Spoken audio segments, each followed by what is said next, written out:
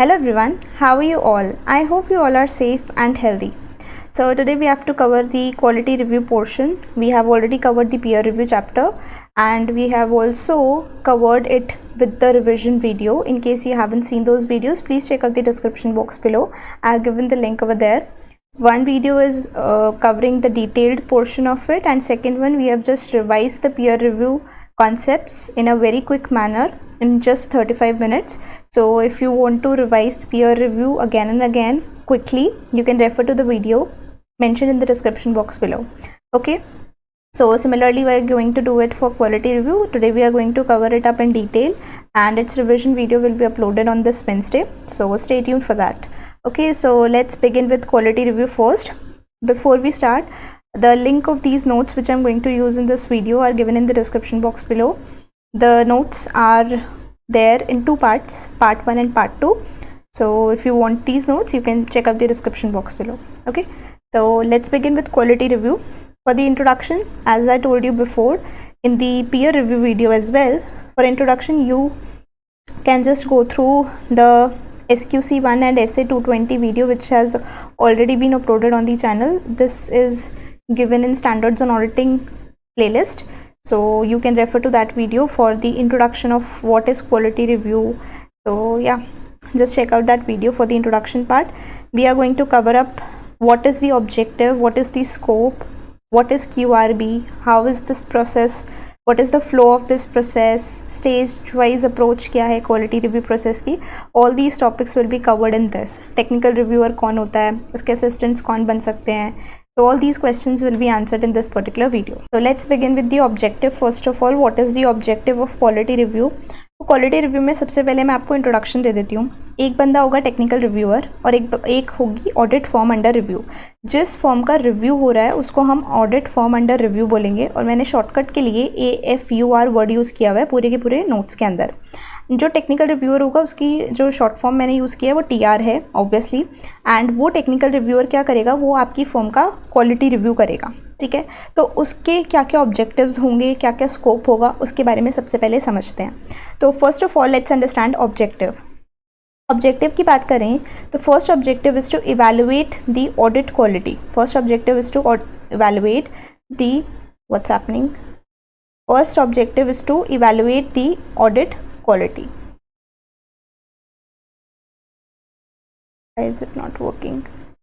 Okay. So first objective क्या है, audit quality को इवेलुएट करना, whether the audit firm is adhering to various statutory and legal requirements or not. Secondly, they will identify and address the deficiencies. Quality review by firm in audit process. Okay, so they'll identify what deficiencies are there and they are going to address the same. Thirdly, they are going to identify the failure by the audit firm to identify that the financial statements do not present fairly. So आपकी fair presentation framework के हिसाब से the financial statements should present fairly. अब आपने क्या किया है, आपने audit किया है as an audit firm, लेकिन आप उन financial statements को identify नहीं कर पाए जो fair presentation framework को comply नहीं कर रही थी. तो ये जो आपका failure हुआ है ना, reviewer इन चीज़ों को क्या करेगा, identify करेगा.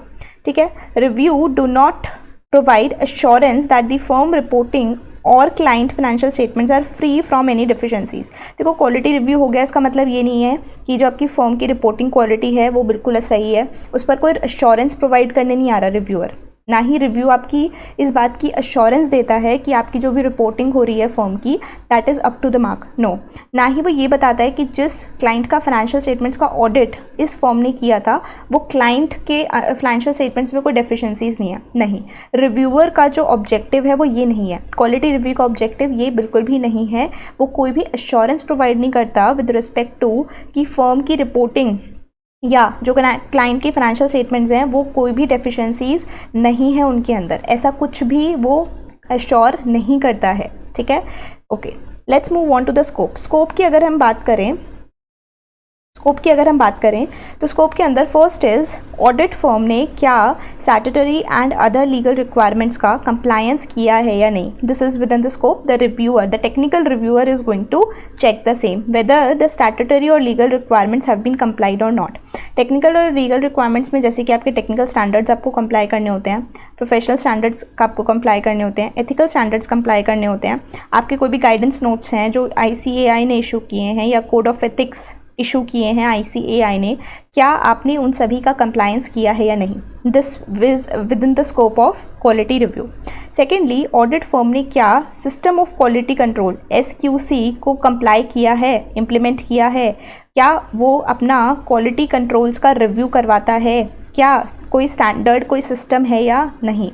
ठीक है. Third point is no material misstatement in the assets or liability in the selected entity. क्या जो एंटिटी, जिस एंटिटी का आपने ऑडिट किया, ऑडिट फर्म ने ऑडिट किया, क्या उस एंटिटी की जो असेट्स और लाइबिलिटीज़ हैं उसमें कोई मटीरियल मिसस्टेटमेंट तो नहीं है, ये चीज़ भी चेक की जाएगी. Next is to verify all above points. Reviewer, यहाँ पर टेक्निकल रिव्यूअर बोला जाता है उस बंदे को, should verify work paper of the audit firm under review. अब ये सब चीज़ें चेक करने के लिए क्या करेगा technical reviewer? He is going to verify all these things by checking your working papers, by seeing what work papers have been maintained by the audit firm under review. Okay, let's move on to the next page. Quality review board के बारे में पढ़ते हैं अब. तो quality review board के बारे में अगर मैं बात करूं, I will just change the pen. Quality review board के बारे में अगर बात करूं तो क्वालिटी रिव्यू बोर्ड की इस्टेब्लिशमेंट और कॉम्पोजिशन से रिलेटेड डिस्कशन करते हैं.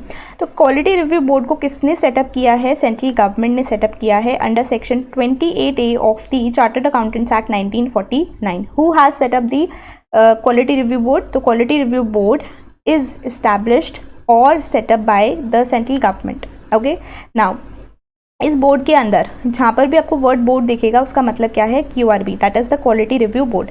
इस बोर्ड के अंदर टोटल कितने बंदे होंगे? इस बोर्ड के अंदर टोटल 11 लोग हैं. ठीक है. पहला तो एक आपका चेयरपर्सन हो गया जिसका नॉमिनेशन भी कौन करेगा? सेंट्रल गवर्नमेंट करेगी.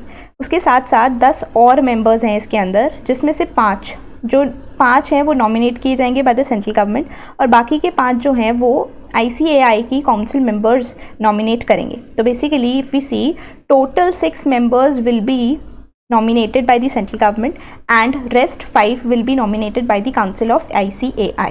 ठीक है. तो ये आपका एक तरीके से कॉम्पोजिशन हो गया ऑफ द QRB. क्या है QRB का composition? There will be 1 chairperson which will be nominated by the central government. There will be other 10 members जिसमें से 5 will be nominated by the council of ICAI and 5 will be nominated by the central government. So total 6 persons or 6 members are nominated by the central government. ठीक है. Let's move further. अब ये जो members होंगे ना, इन members का जो है एक्सपीरियंस होना चाहिए in law, economics, business, finance, accountancy, क्योंकि जो काम है वो इन्हीं चीज़ों के रिस्पेक्ट में, इन्हीं सब्जेक्ट्स के रिस्पेक्ट में है. So that is why definitely they should have experience in all these subjects. Okay, let's move further. Now what are the functions of QRB? Functions आपको दिए हुए हैं सेक्शन 28B के अंदर. जो इस्टेब्लिशमेंट हुआ था QRB का वो सेक्शन 28A के अंदर हुआ था. Now the functions are given under section 28B of the chartered accountants act 1949. So first function is that to make recommendations to the council with regard to the quality of services provided by the members. सबसे पहला काम वो क्या करेंगे कि जो members हैं, CAs हैं, जो सर्विसेज वो प्रोवाइड कर रहे हैं वो कितनी क्वालिटी कंटेन करती है, कितनी क्वालिटी उसमें है, उसके रिस्पेक्ट में रिकमेंडेशंस दी जाएंगी टू द काउंसिल. ठीक है. Secondly, they will review the quality of services provided including the audit. कैसे टाइप की सर्विसेज दी जा रही हैं एंड क्या वो क्वालिटी सर्विसेज हैं भी या नहीं, या वैसे सर्विसेज हैं, क्वालिटी नाम की कोई चीज़ ही नहीं उनमें. ये सब चीज़ें रिव्यू की जाएंगी बाय द बोर्ड. बोर्ड इन सबको रिव्यू करेगा. ठीक है. रिव्यू करेगा. रिव्यू करने के बेसिस पर he is going to recommend कि ये चीज़ों में प्रॉब्लम है. Also he is going to or it is going to, the board is going to guide the members to improve the quality of services and adherence to the statutory and legal requirements. अब यही चीज़ तो वो check कर रहे हैं quality review करके वो ये चीज़ चेक कर रहे हैं। इस चीज़ को चेक करने के बाद they are going to guide the members also कि आप इन चीज़ों को किस तरीके से इंप्रूव भी कर सकते हो। So there are 3 functions of the quality review board. First is to make the recommendations to the council with regard to the quality of services provided by the members. Secondly, they are going to review the quality of services provided, for example audit. Thirdly, they are going to guide the members to improve the quality of services and adherence to the statutory and legal requirements. Okay, now what is the scope of review by QRB? उसका scope क्या है? तो MCA ने जो है वो clarify किया हुआ है section 132 subsection 2 of companies act 2013 plus rule 94 of NFRA rules 2018 के हिसाब से। तो क्या चीज़ें क्लैरिफाई की हैं MCA ने क्लैरिफाई की है कि अगर नेफ्रा QRB को कोई रेफरेंस देता है, ठीक है, नेफ्रा QRB को कोई रेफरेंस देता है, तभी आप उन कंपनीज़ का या बॉडी कॉरपोरेट्स का रिव्यू कर पाओगे जो रूल 3 ऑफ नेफ्रा रूल्स 2018 के अंदर मेंशन्ड है। अदरवाइज़ आप उन कंपनीज़ का जो रूल 3 ऑफ नेफ्रा रूल्स 2018 के अंदर मेंशन्ड है उन कंपनीज़ या बॉडी कॉरपोरेट्स का रिव्यू नहीं कर पाओगे। ठीक है, तो बेसिकली अगर मैं आपको इसको ईजी लैंग्वेज में समझाऊं तो उसका मतलब सिंपल है कि जो QRB है वो रिव्यू किस किस का कर सकती है। पहले तो वो रिव्यू कर सकती है सिर्फ उन एंटिटीज़ का जिसको नेफ्रा ने रेकमेंड किया है या फिर नेफ्रा ने रेफ़र किया है to the QRB, and those are the entities which are mentioned under rule 3 of the NFRA rules 2018। ठीक है, और दूसरा उन एंटिटीज़ का जो अदर दैन रूल 3(1) के अंदर मेंशन्ड है। ठीक है, तो इन 2 टाइप की एंटिटीज़ का जो है आप क्या कर सकते हो, रिव्यू कर सकते हो। ठीक है, नाउ पावर्स क्या हैं ऑफ द QRB। पावर्स की बात अगर हम करें तो आपको क्या करना होगा, एज अ QRB आपके पास क्या पावर्स हैं, बोर्ड के पास क्या पावर्स हैं। तो बोर्ड जो है वो मेंबर्स, जो इंस्टीट्यूट के मेंबर्स हैं ना, उनकी सर्विसेज को इवैल्यूएट कर सकता है। ठीक है, जैसा चाहे वो इंस्टीट्यूट के मेंबर्स की सर्विसेज को इवैल्यूएट कर सकता है। वो प्रोसीजर्स बता सकता है कि आपका जो इवैल्यूएशन होगा, आपको इवैल्यूएट किया जा रहा है रिव्यू के अंदर, अब जो ये इवैल्यूएशन होगा उसका क्या क्राइटेरिया होगा, और वो डिसाइड किस तरीके से करेगा कि कौन सी वाली फर्म को रिव्यू करना है या कौन से वाले इंडिविजुअल मेंबर को रिव्यू करना है, उसका क्या प्रोसीजर होने वाला है, वो सब कुछ वो क्या करेगा, वो खुद अपने हिसाब से ले डाउन करेगा। ठीक है, कौन करेगा, QRB।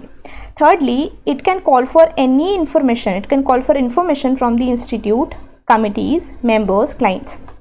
कोई भी इंफॉर्मेशन मंगानी है आपसे QRB मंगा सकता है। लेकिन अगर कोई इन्फॉर्मेशन नहीं रिसीव हुई, बोर्ड को मेंबर से मंगवाई थी इन्फॉर्मेशन पर मेंबर ने इन्फॉर्मेशन नहीं दी, अब उस केस में क्या होगा, उस केस में QRB क्या कर सकता है, वो इंस्टीट्यूट से बोल सकता है कि आप हमें ये इन्फॉर्मेशन ला के दो, क्योंकि मेंबर्स इंस्टीट्यूट के हैं, तो इंस्टीट्यूट को बोलेगा कि हमने मेंबर से मांगी थी, मेंबर ने इन्फॉर्मेशन नहीं दी, now you provide us the information from the member and उसको प्रोवाइड करवाओ हमें। ठीक है, दूसरा हो सकता है किसी कंपनी से आपकी QRB ने इन्फॉर्मेशन मांगी हो, अगर किसी कंपनी से इन्फॉर्मेशन मांगी थी लेकिन कंपनी नहीं दी, तो इस केस में कंपनी की इन्फॉर्मेशन किसके पास हो सकती है, MCA के पास हो सकती है। तो इसीलिए QRB क्या करेगा, सेंट्रल गवर्नमेंट को, MCA के अंदर सेंट्रल गवर्नमेंट को रिक्वेस्ट करेगा कि आप असिस्टेंस प्रोवाइड करो, हमें जो इन्फॉर्मेशन चाहिए वो आप कंपनी से दिलवाओ।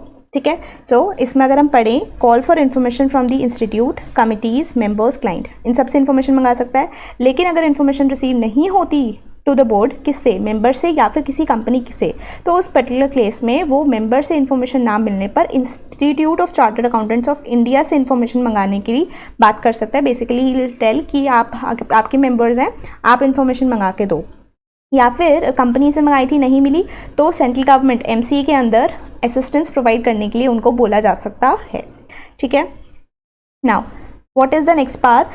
The QRB can invite the expert for technical advice for work and services offered by the members. अगर QRB को लगता है कि उन्हें किसी एक्सपर्ट की ज़रूरत है ये देखने के लिए कि किस टाइप का काम मेंबर्स प्रोवाइड कर रहे हैं, कोई टेक्निकल एडवाइस की ज़रूरत है, तो वो एक्सपर्ट्स की हेल्प भी ले सकता है। They are free to do so. Second is recommendation to the council to guide the members to improve their professional competence, qualification, quality of work, adherence to statutory and legal requirements. अगर उनको लगता है कि कुछ किसी तरह से काम इम्प्रूव हो सकता है, अभी हमने थोड़ी देर पहले पढ़ा था functions of QRB section 28B के अंदर दिए हुए हैं, जिसमें हमने पढ़ा था कि रिकमेंडेशंस की जा सकती हैं टू द काउंसिल ठीक है, कि आप इस तरीके से अपने मेंबर्स की क्वालिटी ऑफ सर्विस को इम्प्रूव कर सकते हो, या फिर वो डायरेक्टली मेंबर्स को भी गाइड कर सकते थे। तो इधर भी यही चीज़ बोला हुआ है कि उन्हें जहाँ पर लगेगा कि रिकमेंडेशंस देने की ज़रूरत है काउंसिल को, जिससे कि वो अपने मेंबर्स को गाइड कर पाएँ, जिससे कि क्वालिटी ऑफ वर्क इम्प्रूव हो, वो कंप्लाइंसेस को अच्छे से कर पाएँ, उसके लिए वो चाहे तो रिकमेंडेशंस भी दे सकता है। This is with in the power of QRB, right. Let's move on to the next topic, coverage of service for quality review. Quality of review के लिए coverage of service. First is quality of statutory audit and reporting. ये चीज़ें वो check करने वाले हैं। Secondly, quality control framework कैसा है, ये दोनों चीज़ें चेक की जाएंगी in quality review। लेकिन अब ध्यान रखना, यहाँ पर लिखा हुआ है statutory audit. This is important, यहाँ पर word लिखा हुआ है, यहाँ पर लिखा हुआ है स्टैट्यूटरी ऑडिट, ठीक है। तो इसका मतलब साफ साफ पता चल रहा है कि इसमें आपका internal audit, tax audit, GST audit, कोई भी other type of services that you are providing, whether as a practitioner or as an employment, वो सारी सर्विसेज को चेक नहीं किया जाएगा, ठीक है। कोई भी आप सर्विसेज प्रोवाइड कर रहे हो under employment, they are not going to be checked, reviewed, ठीक है। सिर्फ और सिर्फ क्या चेक किया जाएगा, quality of statutory audit and reporting किस तरीके से हो रहा है, and how is the quality control framework in your form, okay. Now what will be the criteria for selection of audit forms. अब हमने ये तो कह दिया कि technical reviewer is going to review the audit form under review, but what will be the criteria of selection, कि कौन C audit form का आपको क्वालिटी रिव्यू करना है। उसके लिए दे हैव ब्रॉडली क्लासिफाइड और broadly categorised 3 criterias, entities, audit firms and cycle. सबसे पहले एंटिटीज़ की बात करें तो क्राइटेरिया बेस्ड ऑन एंटिटीज़, जिसका मतलब है वो कुछ पर्टिकुलर एंटिटीज़ के हिसाब से, कुछ एंटिटीज़ मतलब जैसे कि कोई कंपनी होगी, बॉडी कॉर्पोरेट होगी, जिसका ऑडिट किसी ऑडिट फर्म ने किया है, उस केस में वो क्या करेंगे, तो एंटिटीज़ को पकड़ेंगे, ऑडिट फर्म्स को नहीं पकड़ रहे, एंटिटीज़ को पकड़ रहे हैं जिनका ऑडिट हुआ है। अब वो वाली एंटिटीज़ पर ये फोकस करने की कोशिश कर रहे हैं जहाँ पर काफ़ी ज़्यादा रिस्क इन्वॉल्व है। जिन एंटिटीज़ के अंदर रिस्क इन्वॉल्व है, अब उनका काम सही से चेक हुआ है या नहीं, ये चेक करना चाह रहे हो, तो इसीलिए आप एंटिटीज़ को पहले पकड़ो, उनके ऑडिटर्स को ढूंढो कि किसने इस टाइप की एंटिटीज़ का ऑडिट किया है। Now you are going to do the quality review of that particular firm who has audited that entity which has a lot of risk, ठीक है। एक क्राइटेरिया ये हो गया बेस्ड ऑन एंटिटीज़, रिस्क के बेसिस पर आप कर सकते हो, या फिर हो सकता है कुछ एंटिटीज़ ऐसी हैं जहाँ पर रिस्क होने के चांसेस हैं, है नहीं रिस्क अभी लेकिन हो सकता है रिस्क हो, तो ऐसी कुछ स्पेसिफिक सेक्टर्स या स्पेसिफिक एंटिटीज़ को पकड़ा जा सकता है। कुछ पर्टिकुलर सेक्टर है कि सपोज फार्मास्यूटिकल है, फार्मास्यूटिकल में हो सकता है कुछ उनको रिस्क लग रहा हो कि इस पर्टिकुलर सेक्टर में काफ़ी ज़्यादा रिस्क है, तो जितनी फार्मास्यूटिकल एंटिटीज़ हैं, फार्मास्यूटिकल एंटिटीज़ को सिलेक्ट करने का क्राइटेरिया हो गया एक sector wise. Now this sector will be reviewed. अब इस सेक्टर को रिव्यू करने के लिए वो क्या करेंगे, इन सभी के ऑडिट फर्म्स को पकड़ेंगे और उनका क्वालिटी रिव्यू कर देंगे।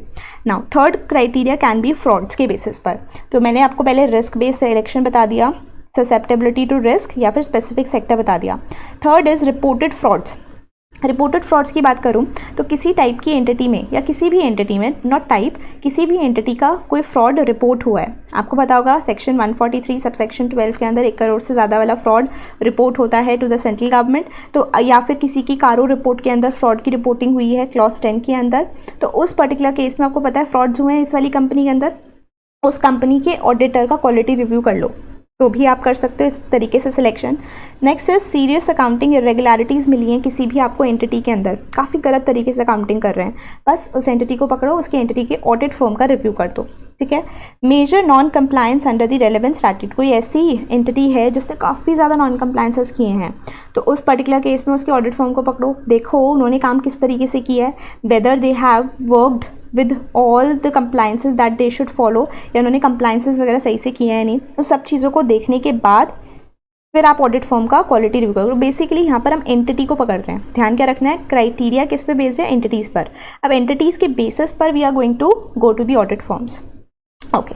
Joint audits all can be reviewed, जिन जिन एंटिटीज़ का जॉइंट ऑडिट हुआ है, जहाँ जहाँ जॉइंट ऑडिटर्स अपॉइंट हुए थे एज पर SA 299, उस पर्टिकुलर केस में सारी एंटिटीज़ के जॉइंट ऑडिटर्स को पकड़ लो, सबका रिव्यू कर दो, सबका रिव्यू कर लो, ठीक है। ये भी एक क्राइटेरिया हो सकता है।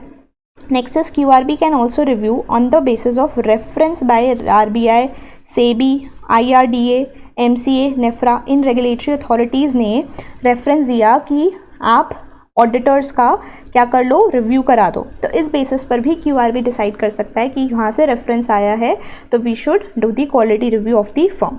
ठीक है। QRB shall not consider the request from the individuals, firms, companies, partners, etc. dealt under Companies Act 1949। अगर किसी इंडिविजुअल ने रिक्वेस्ट किया, फर्म ने रिक्वेस्ट किया, कंपनी ने रिक्वेस्ट किया, तो उस बेसिस पर आपका क्या होगा, आपका क्वालिटी रिव्यू नहीं होगा। QRB secretariat place forms for selection to QRB। तो हो सकता है कोई QRB यहाँ पर आपका QRB secretariat place forms for selection to QRB। यहाँ पर एक करेक्शन कर लो, यहाँ पर ना QRB है, QBB आ गया यहाँ पर गलती से, इट्स QRB। तो QRB सेक्रेटेरिएट क्या करेगा, उसको कोई लगता है कि इन पर्टिकुलर फॉर्म्स का रिव्यू होना चाहिए तो वो भी QRB को सजेशन दे सकता है। ठीक है। तो ये सब लोग, जैसे कि हमने यहाँ पर पढ़ा, कोई रेगुलेटर्स हैं वो सब कर सकते हैं, क्योंकि कोई QRB सेक्रेटेरिएट को लगता है फॉर्म का सिलेक्शन होना चाहिए, वो भी अपनी एडवाइस दे सकते हैं, सजेशन दे सकता है टू द QRB। ठीक है। नेक्स्ट कवर करते हैं criteria based on audit forms. अब ऑडिट फॉर्म्स के बेसिस पर, मतलब ऑडिट फॉर्म्स का कुछ क्राइटेरिया सेट करेंगे एंड उस बेसिस पर they are going to select. तो हो सकता है रैंडमली किसी भी ऑडिट फॉर्म को उठा लिया और उसका क्वालिटी रिव्यू कर दिया, या हो सकता है देखो कि उस ऑडिट फॉर्म के पास कितना काम है। ज़्यादा काम है तो क्या वो ज़्यादा काम को अच्छे से हैंडल कर पा रहे हैं, क्या वो क्वालिटी ऑफ सर्विसेज प्रोवाइड कर रहे हैं। ऐसा तो नहीं ज़्यादा काम के चक्कर में क्वालिटी ऑफ सर्विस अच्छी नहीं है। तो वॉल्यूम ऑफ वर्क के बेसिस पर you can decide. Nature of client क्या है, किस टाइप के क्लाइंट्स के साथ वो डील करते हैं, उनका स्टैट्यूटरी ऑडिट करते हैं। क्लाइंट्स का जो नेचर है बेसिकली वो रिस्क इन्वॉल्व है उसके काम में या नहीं, रिस्क कैसा है, क्या उस पर्टिकुलर टाइप की एंटिटीज़ में फ्रॉड होने के चांसेस होते हैं या नहीं। तो अगर फ्रॉड होने के चांसेस होते हैं तो क्या ऑडिटर ने एस 240 को कंप्लाई किया या नहीं, उसको चेक करने के लिए आपको क्या करना पड़ेगा, पहले ऑडिट फॉर्म को सिलेक्ट करना पड़ेगा। तो यहाँ पर आपका एक फ्रॉड मेजर क्राइटेरिया हो सकता है इन नेचर ऑफ क्लाइंट, या फिर हाई रिस्क और लो। देखो अगर हमने क्लाइंट्स के या एंटिटीज़ के बेसिस पर सिलेक्शन किया होगा तो ये ऑलरेडी हमारा ऊपर कवर हो गया था पॉइंट, हमने ऊपर भी पढ़ा था ना यहाँ पे कि कोई भी ऐसी फर्म है जहाँ पर रिस्क है या फिर जहाँ पर ससेप्टेबिलिटी टू रिस्क है या फिर फ्रॉड्स रिपोर्ट हुए हैं तो वो ऊपर ही कवर हो गया था। लेकिन अगर ऑडिट फर्म्स के बेसिस पर सिलेक्शन कर रहे थे तो वहाँ पर भी आपका ये पॉइंट आ जाएगा, नेचर ऑफ क्लाइंट कैसा है, वहाँ पर फ्रॉड होने के चांसेस कैसे हैं, रिस्क ज़्यादा है या कम है। तो इसके बेसिस पर भी we can select the audit firm. ठीक है। Next is quality review cycle. Quality review cycle की अगर मैं बात करूं तो क्वालिटी रिव्यू साइकिल कैसा है, जैसे फर्म के अंदर 20 या 20 से ज़्यादा पार्टनर हैं तो 3 साल के अंदर उसका क्वालिटी रिव्यू कर दो, मतलब हर 3 साल में उसका क्वालिटी रिव्यू कर लो। 1 in 3 years। अगर फर्म के अंदर more than equal to 10 partners हैं तो 4 साल में क्वालिटी रिव्यू कर लो। 1 in 4 years। अगर फर्म के अंदर 10 से भी कम पार्टनर्स हैं तो 1 in 5 years। तो इस बेसिस पर भी सिलेक्शन हो सकता है of the audit firm for the purpose of quality review.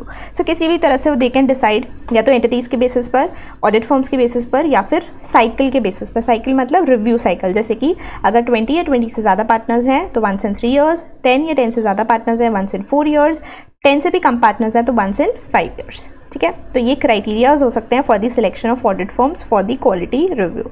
Now जब भी पहली बार क्वालिटी रिव्यू हो रहा होता है, फर्स्ट टाइम क्वालिटी रिव्यू हो रहा होता है, तो अप टू 3 एंगेजमेंट्स आप सिलेक्ट कर सकते हो रिव्यू पर्पस के लिए। कितने? Up to 3 engagements can be selected for review purpose. लेकिन अगर आपको कोई भी एडवर्स फाइंडिंग्स नहीं मिली पहले के ईयर्स में, या पहले के जब भी रिव्यू हुआ है तब भी आपको कभी कोई एडवर्स फाइंडिंग नहीं मिली, तो इस केस में ज़रूरी है कि 3 एंगेजमेंट्स को चेक करना नहीं। इस केस में आप क्या कर सकते हो, इस केस में you can just take only 1 audit engagement for review. लेकिन अगर कुछ एडवर्स फाइंडिंग्स एग्जिस्ट कर रही थी पास्ट में, ठीक है, पहले भी आपका रिव्यू हुआ है और उधर आपकी पास्ट में काफ़ी ज़्यादा एडवर्स फाइंडिंग्स थी, तो इस केस में आप क्या कर सकते हो, या तो आप बहुत जल्दी रिव्यू कर सकते हो। जैसे for example quality review cycle के बेसिस पे सिलेक्शन हो रहा था 1 in 3 years, 1 in 4 years, 1 in 5 years। लेकिन अगर आपको लगता है कि पहले रिव्यू जब करा था तब एडवर्स फाइंडिंग्स थी, तो आप 1 in 3 years की जगह 1 in 2 years कर लो और जल्दी रिव्यू कर लो। या फिर आपके पास चॉइस है कि आप 3 से ज़्यादा ऑडिट एंगेजमेंट्स को सिलेक्ट कर लो। देखो जब पहली बार किया था ना, पहली बार रिव्यू हुआ था, तब तो 3 एंगेजमेंट्स आप सिलेक्ट करके उसका रिव्यू प्रोसेस कर सकते थे। अब आपने इधर रिव्यू कर लिया, जब आप बाद में सेकेंडली आए हो, second time, third time, subsequently जब भी आए हो, तो आप देखो कि पहले जब आपने रिव्यू किया था तो क्या कोई एडवर्स फाइंडिंग्स थी या नहीं। अगर एडवर्स फाइंडिंग्स थी तो उस केस में आप क्या करोगे, आपके पास चॉइस है, या तो आप जल्दी जल्दी रिव्यू कर लो प्लस, या फिर और एंड ऑब्लिक और लिखा है ना, या तो आप फ्रीक्वेंटली भी रिव्यू कर सकते हो और साथ साथ 3 से ज़्यादा इंगेजमेंट्स को भी ले सकते हो, या फिर आप इनमें से एक चीज़ ले लो, फ्रीक्वेंटली रिव्यू कर लो या फिर 3 से ज़्यादा ऑडिट एंगेजमेंट्स को चेक कर लो। या फिर अगर आपकी एडवर्स फाइंडिंग्स नहीं थी पिछली बार, तो आप क्या कर सकते हो, सिर्फ एक ही एंगेजमेंट को चेक करके काम चला सकते हो। ठीक है, so this will be on the basis of past. तो फर्स्ट टाइम जब भी आप क्वालिटी रिव्यू करो तो up to 3 audit engagements can be selected for the purpose of review. But अगर सब्सिक्वेंटली की बात करें तो सब्सिक्वेंटली में यू विल चेक कि पहले कैसे था, पहले के रिव्यू करने पर आपकी क्या वो फाइंडिंग्स थी। अगर एडवर्स फाइंडिंग्स नहीं थी तो एक ही ऑडिट एंगेजमेंट को रिव्यू करके काम चल जाएगा। बट अगर एडवर्स फाइंडिंग्स थी पहले, तो आप क्या कर सकते हो, या तो आप जल्दी जल्दी रिव्यू कर लो और साथ साथ 3 ऑडिट एंगेजमेंट से ज़्यादा को सिलेक्ट करके रिव्यू कर लो, या फिर ज़्यादा रिव्यू कर लो जल्दी जल्दी, या फिर 3 ऑडिट एंगेजमेंट से ज़्यादा नंबर ऑफ ऑडिट एंगेजमेंट्स को रिव्यू किया जा सकता है। So there is an and oblique or in between. Okay, so this is the option with the technical reviewer. अच्छा, अब आ जाते हैं सबसे इंपॉर्टेंट एरिया पे, which is the quality review process. Quality review process की बात करें तो शॉर्ट में देखोगे ना, तो टेक्निकल रिव्यूअर आएगा और टेक्निकल रिव्यू का रिव्यू करेगा audits of the audit firm under review, कि कैसा उन्होंने काम किया है। अब जो टेक्निकल रिव्यूअर है फिर वो क्या करेगा, रिपोर्ट फाइल करेगा to the QRG will submit the report to the QRB। QRG क्या है, क्वालिटी रिव्यू ग्रुप, जिसके बारे में हम थोड़ी देर में पढ़ेंगे अच्छे से। ठीक है, लेकिन यहाँ पर आप जब प्रोसेस पढ़ोगे ना तो उसमें उन्होंने डायरेक्टली दे रखा है कि TR is submitting the report to QRB। But वैसे क्या होता है, QRG भी बीच में रोल प्ले करता है। TR पहले QRG को देता है, फिर QRG QRB को देता है फॉर द कंसिडरेशंस। क्योंकि QRG भी अपने सजेशंस को देता है टू द QRB एंड फिर QRB उसके बेसिस पर डिसीजन लेता है। So that is Y QRG का बीच में एक रोल प्ले आता है। बट जब हम प्रोसेस पढ़ेंगे ना तो उसमें QRG का रेफरेंस बार बार नहीं दिया हुआ, उसमें दिया हुआ है डायरेक्टली टेक्निकल रिव्यूअर ने QRB को report they the, now QRB is considering the findings of the technical reviewer and blah blah stuff. तो आप वैसे नॉलेज के लिए रख सकते हो कि QRG का बीच में रोल आता है। ठीक है, चलो stages involve in QR assignment की बात करते हैं। What are the stages? First of all the QRB is going to select the audit form. Selection कैसे होगा? उन 3 क्राइटेरियाज पे जो अभी हमने थोड़ी देर पहले डिस्कस किए थे। एंटिटीज़ के बेसिस पर भी हो सकता है, ऑडिट फॉर्म्स के बेसिस पर भी हो सकता है, या फिर क्वालिटी रिव्यू साइकिल के बेसिस पर हो सकता है। नाउ इसके बाद क्या होगा, audit file and identify the audit firm होगा and identify the technical reviewer. तो basically what you are going to do is you going to identify the technical reviewer जो इस पर्टिकुलर ऑडिट फर्म का जिसको आपने सिलेक्ट किया है उसका रिव्यू कर सकता है।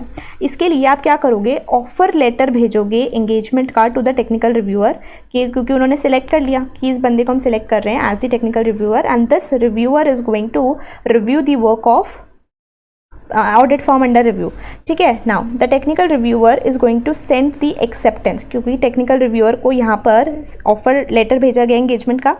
Now this technical reviewer is going to send the acceptance, कि वो एक्सेप्ट कर रहा है रिव्यू करने के लिए, plus he is going to give the declaration of confidentiality along with his assistant. वो किस असिस्टेंट की हेल्प लेने वाला है वो भी बताओ, उसको भी कॉन्फिडेंशियलिटी को फाइल करना पड़ेगा। तो वो कॉन्फिडेंशियलिटी की डिक्लेरेशन अपनी खुद की और उस असिस्टेंट की आपको किसको सबमिट करनी पड़ेगी, टू द QRB। तभी तो वो आपको आगे काम करने के लिए अलाउ करेंगे, क्योंकि अगर आप कॉन्फिडेंशियलिटी मेंटेन नहीं करोगे तो फिर आपको इतना कॉन्फिडेंशियल डेटा दिया नहीं जा सकता to handle. So that is why the QRB is going to first of all take the declaration of confidentiality from the technical reviewer। सबसे पहले स्टेप में क्या हुआ, सबसे पहले स्टेप में तो पहले बताओ कि कौन रिव्यूअर है। तो इसके लिए QRB को क्या करना पड़ेगा, ऑडिट फर्म को सिलेक्ट करना पड़ेगा और टेक्निकल रिव्यूअर को सिलेक्ट करना पड़ेगा। अब टेक्निकल रिव्यूअर को इस बात की इंटीमेशन देनी पड़ेगी, basically the offer letter of engagement will be sent to the technical reviewer. Now the technical reviewer is going to send his acceptance along with the declaration of confidentiality, अपनी खुद की भी और अपने असिस्टेंट की भी। ठीक है, जिसको वो यूज़ करने वाला है for this review purpose. Now third step, the QRB is going to intimate for the proposed QR plus share the contact details of the technical reviewer with the audit firm। अब देखो technical reviewer को तो हमने बता दिया कि आपको ये ऑडिट फर्म है, आपको इसका रिव्यू करना है, लेकिन ऑडिट फर्म को भी तो बताना पड़ेगा ना कि आपको क्वालिटी रिव्यू के लिए सिलेक्ट कर लिया गया है and this is the technical reviewer. तो हम क्या कर रहे हैं यहाँ पर, हम बताएंगे, इंटीमेट करेंगे ऑडिट फर्म अंडर रिव्यू को कि आपका क्वालिटी रिव्यू होना है इस बार, and these are the details of the person who is going to do the quality review of your firm. तो टेक्निकल रिव्यूअर की डिटेल्स शेयर करेंगे, प्रपोज्ड क्वालिटी रिव्यू को इंटीमेट करेंगे। Okay, now the QRB is going to submit this copy of intimation to the technical reviewer. Technical reviewer को हमने offer letter तो भेज दिया था, अब हम टेक्निकल रिव्यूअर को ये भी बता रहे हैं कि हमने ऑडिट फर्म अंडर रिव्यू को भी इंटीमेट कर दिया है कि आपका क्वालिटी रिव्यू होना है and this is the technical reviewer. तो इस बात को आप टेक्निकल रिव्यूअर को भी कम्युनिकेट करो। प्लस अब आपने जैसे टेक्निकल रिव्यूअर की डिटेल्स शेयर की थी with the audit firm under review, similarly you will have to share the contact details of the audit firm under review. तो बेसिकली यहाँ पर क्या हो रहा है, एक्सचेंज ऑफ कॉन्टैक्ट डिटेल्स हो रहा है of the technical reviewer and the audit firm under review, but ये directly with the technical reviewer and audit firm under review नहीं हो रहा, QRB ये काम कर रहा है उन दोनों के बिहाफ पर। ठीक है, चलो 4 स्टेप्स हो गए, क्विकली हम चारों स्टेप्स रिवाइज करते हैं। फर्स्ट स्टेप में हमने क्या किया, जो क्वालिटी रिव्यू बोर्ड है उसने ऑडिट फर्म को सिलेक्ट किया जिसका रिव्यू होना है एंड टेक्निकल रिव्यू को सिलेक्ट किया कि जो रिव्यू करने वाला है।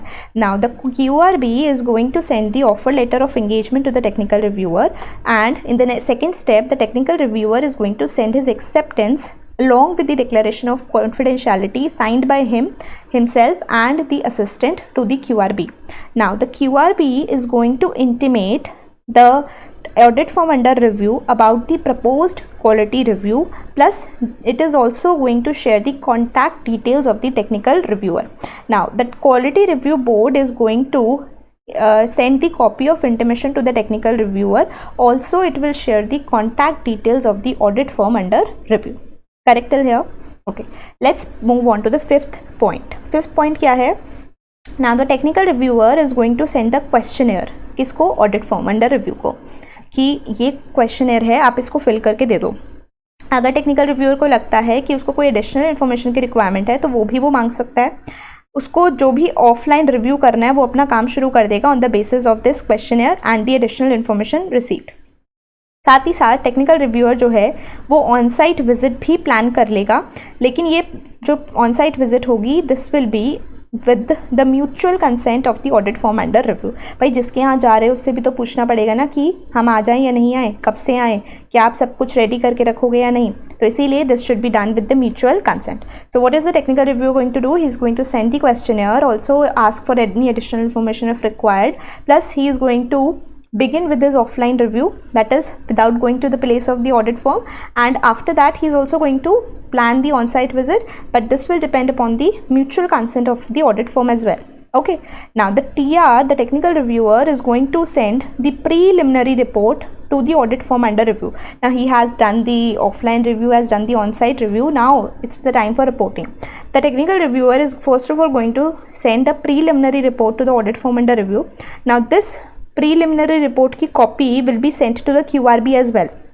After sending this, the audit firm, क्योंकि उसको preliminary report भेजी थी, अब इस preliminary report में जो भी findings हैं उसका response, उसकी representation आपको TR को देनी पड़ेगी कि हमारा इन findings पर क्या representation है, क्या बोलना है, क्या response है। ठीक है, now this response needs to be submitted to the QRB as well. आपने फाइंडिंग्स भेज दी थी अपनी इन द प्रीलिमिनरी रिपोर्ट, नहीं नाउ आपको वो भी तो भेजना पड़ेगा कि क्या रिस्पॉन्स आया है from the audit firm under review, तो उसको भी आपको सबमिट करना पड़ेगा टू द QRB।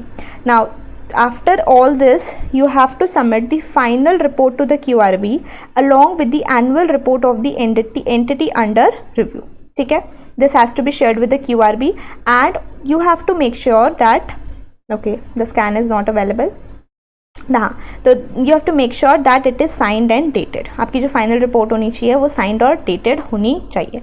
तो इसको पूरा कंप्लीट कर लेते हैं पहले, फिर एक बार फिर से रिवाइज करेंगे, या छोड़ो अभी यहीं तक पहले रिवाइज करते हैं, नहीं तो सब गड़बड़ हो जाएगा। हमने क्या पढ़ा, सबसे पहले फर्स्ट स्टेप QRB क्या करेगा, ऑडिट फर्म को सिलेक्ट करेगा और टेक्निकल रिव्यूअर को सिलेक्ट करेगा। टेक्निकल रिव्यूअर को एक ऑफर लेटर भेजेगा of the engagement. Now the technical reviewer is going to send his acceptance, also is going to sign the declaration of confidentiality and also the assistant needs to sign the same and this will be sent to the QRB। Now the QRB is going to intimate for the proposed quality review, and also he will share the contact details of the technical reviewer with the audit form under review. Now the QRB will send this a copy of intimation to the technical reviewer along with the contact details of the audit form under review. Now fifth step में हमने क्या पढ़ा था? The technical reviewer. अभी तक मैंने वही revise करवाया जो हमने पहले पढ़ने के बाद रिवाइज भी कर लिया था. अब आ रहे हैं अभी वाले पोर्शन पर, that is the fifth point.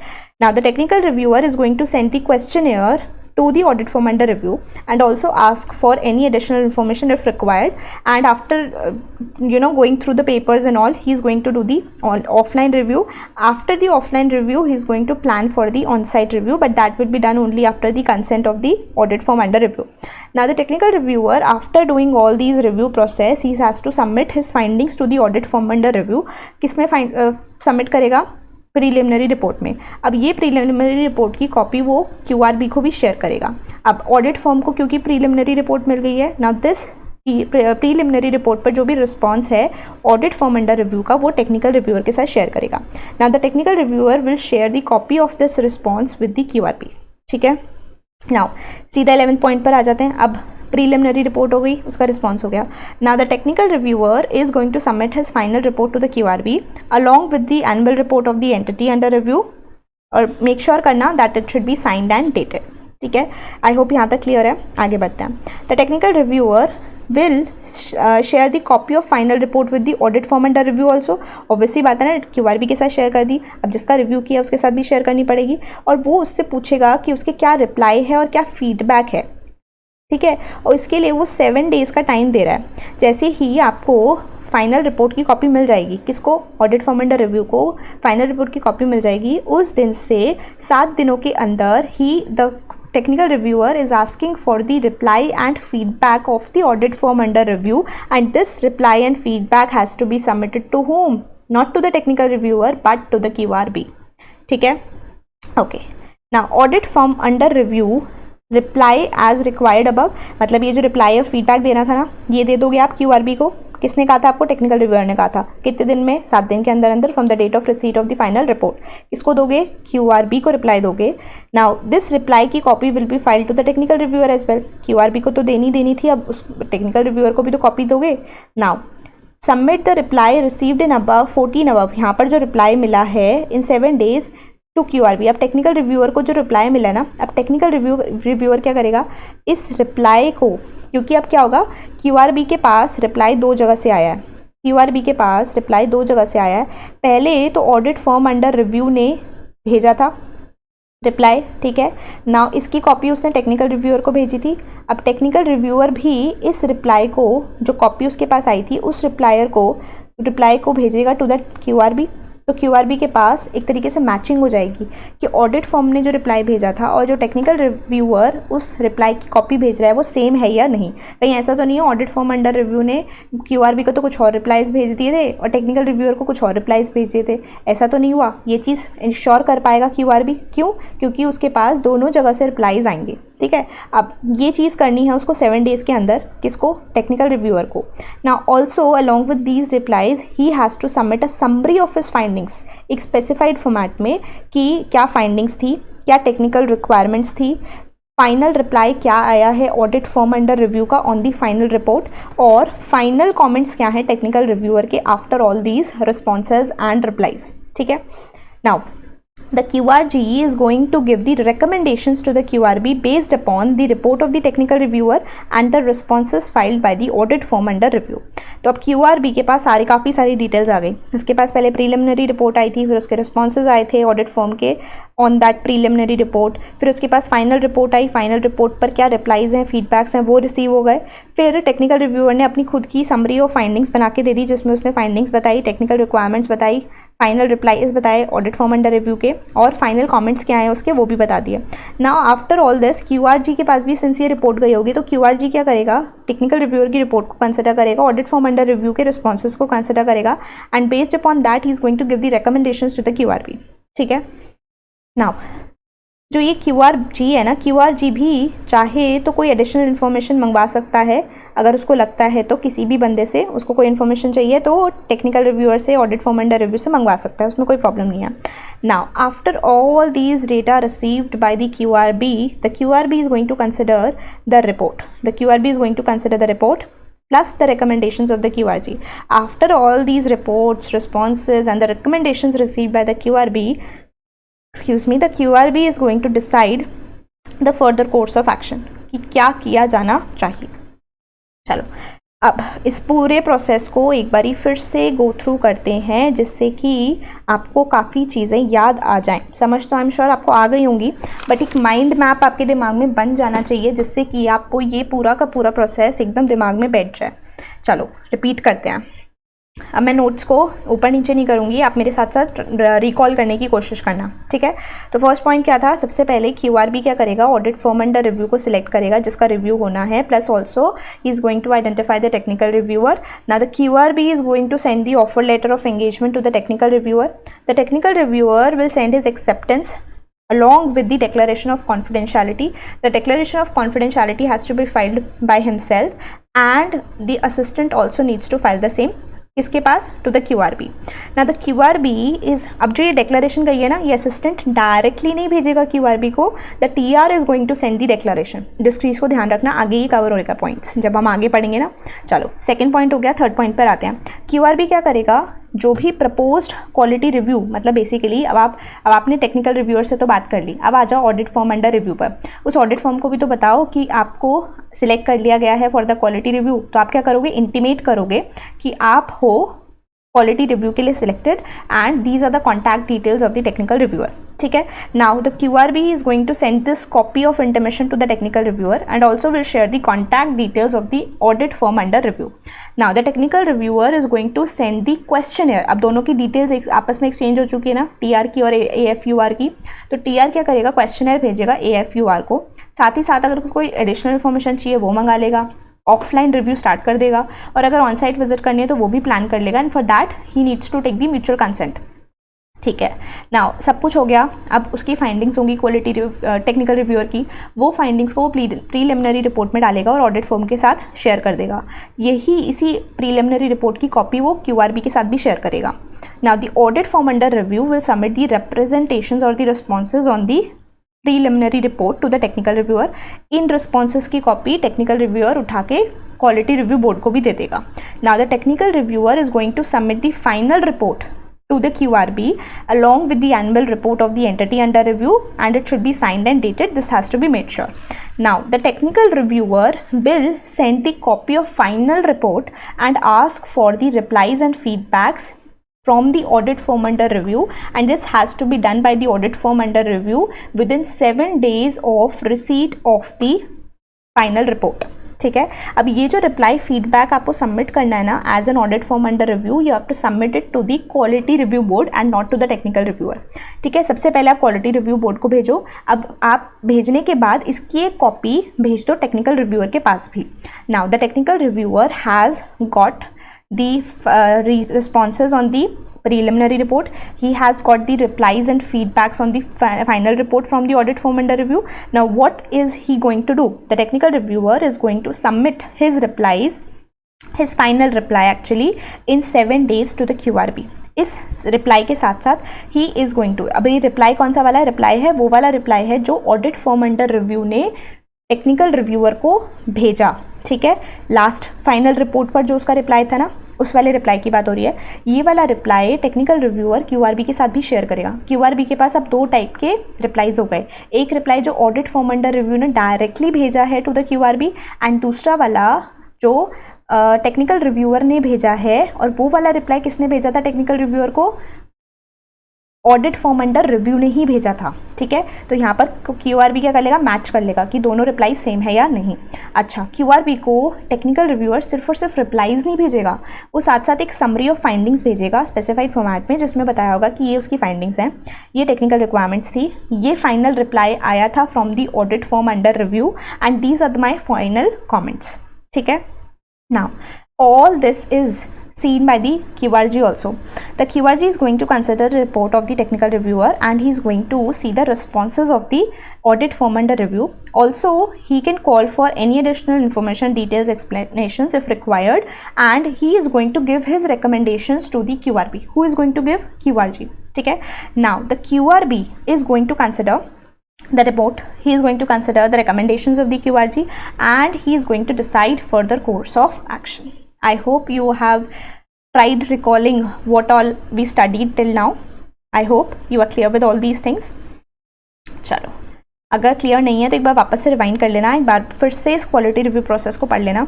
And trust में ये बहुत आसान है, बिल्कुल डिफिकल्ट नहीं है. इट्स ऑल अबाउट एक बार आपको अपने माइंड में ना माइंड मैपिंग करनी है, फ्रेमिंग करनी है, ये क्या प्रोसेस हो रहा होगा एक्चुअल में. आप दिमाग में 2 लोगों को 3 लोगों को बिठा के सोचो कि एक ऑडिट फर्म अंडर रिव्यू है, एक टेक्निकल रिव्यूअर है और एक QRB है. बस इन 3 लोगों के आसपास में क्या क्या चीज़ें हो रही हैं उसको सोचो कि इसके बाद ये हो रहा है, इसके बाद ये हो रहा है, तो आपको काफ़ी ज़्यादा क्लैरिटी मिल जाएगी और आपको याद भी हो जाएगा पूरा का पूरा प्रोसेस. ठीक है, एक बार फिर से करना कोशिश, you will be able to go through this. Okay, let's start with the composition of review team. Composition of review team की बात करते हैं. तो रिव्यू टीम के अंदर कौन कौन होगा. अब हमें पता है टेक्निकल रिव्यूअर होगा एक, ठीक है. टेक्निकल रिव्यूअर के साथ साथ और कौन कौन होगा, तो इट डिपेंड्स कि रिव्यू टीम कितनी बड़ी होगी, छोटी होगी. ये सारा कुछ डिपेंड करता है कि जो ऑडिट फर्म है जिसका रिव्यू होने वाला है उसका साइज़ क्या है, कौन सी एंटिटीज़ का आप रिव्यू करने वाले हो उस ऑडिट फर्म के अंदर. तो उस पर बेस्ड आपको डिसाइड करना पड़ेगा कि आपकी ऑडिट रिव्यू टीम का कॉम्पोजिशन साइज़ क्या होना चाहिए.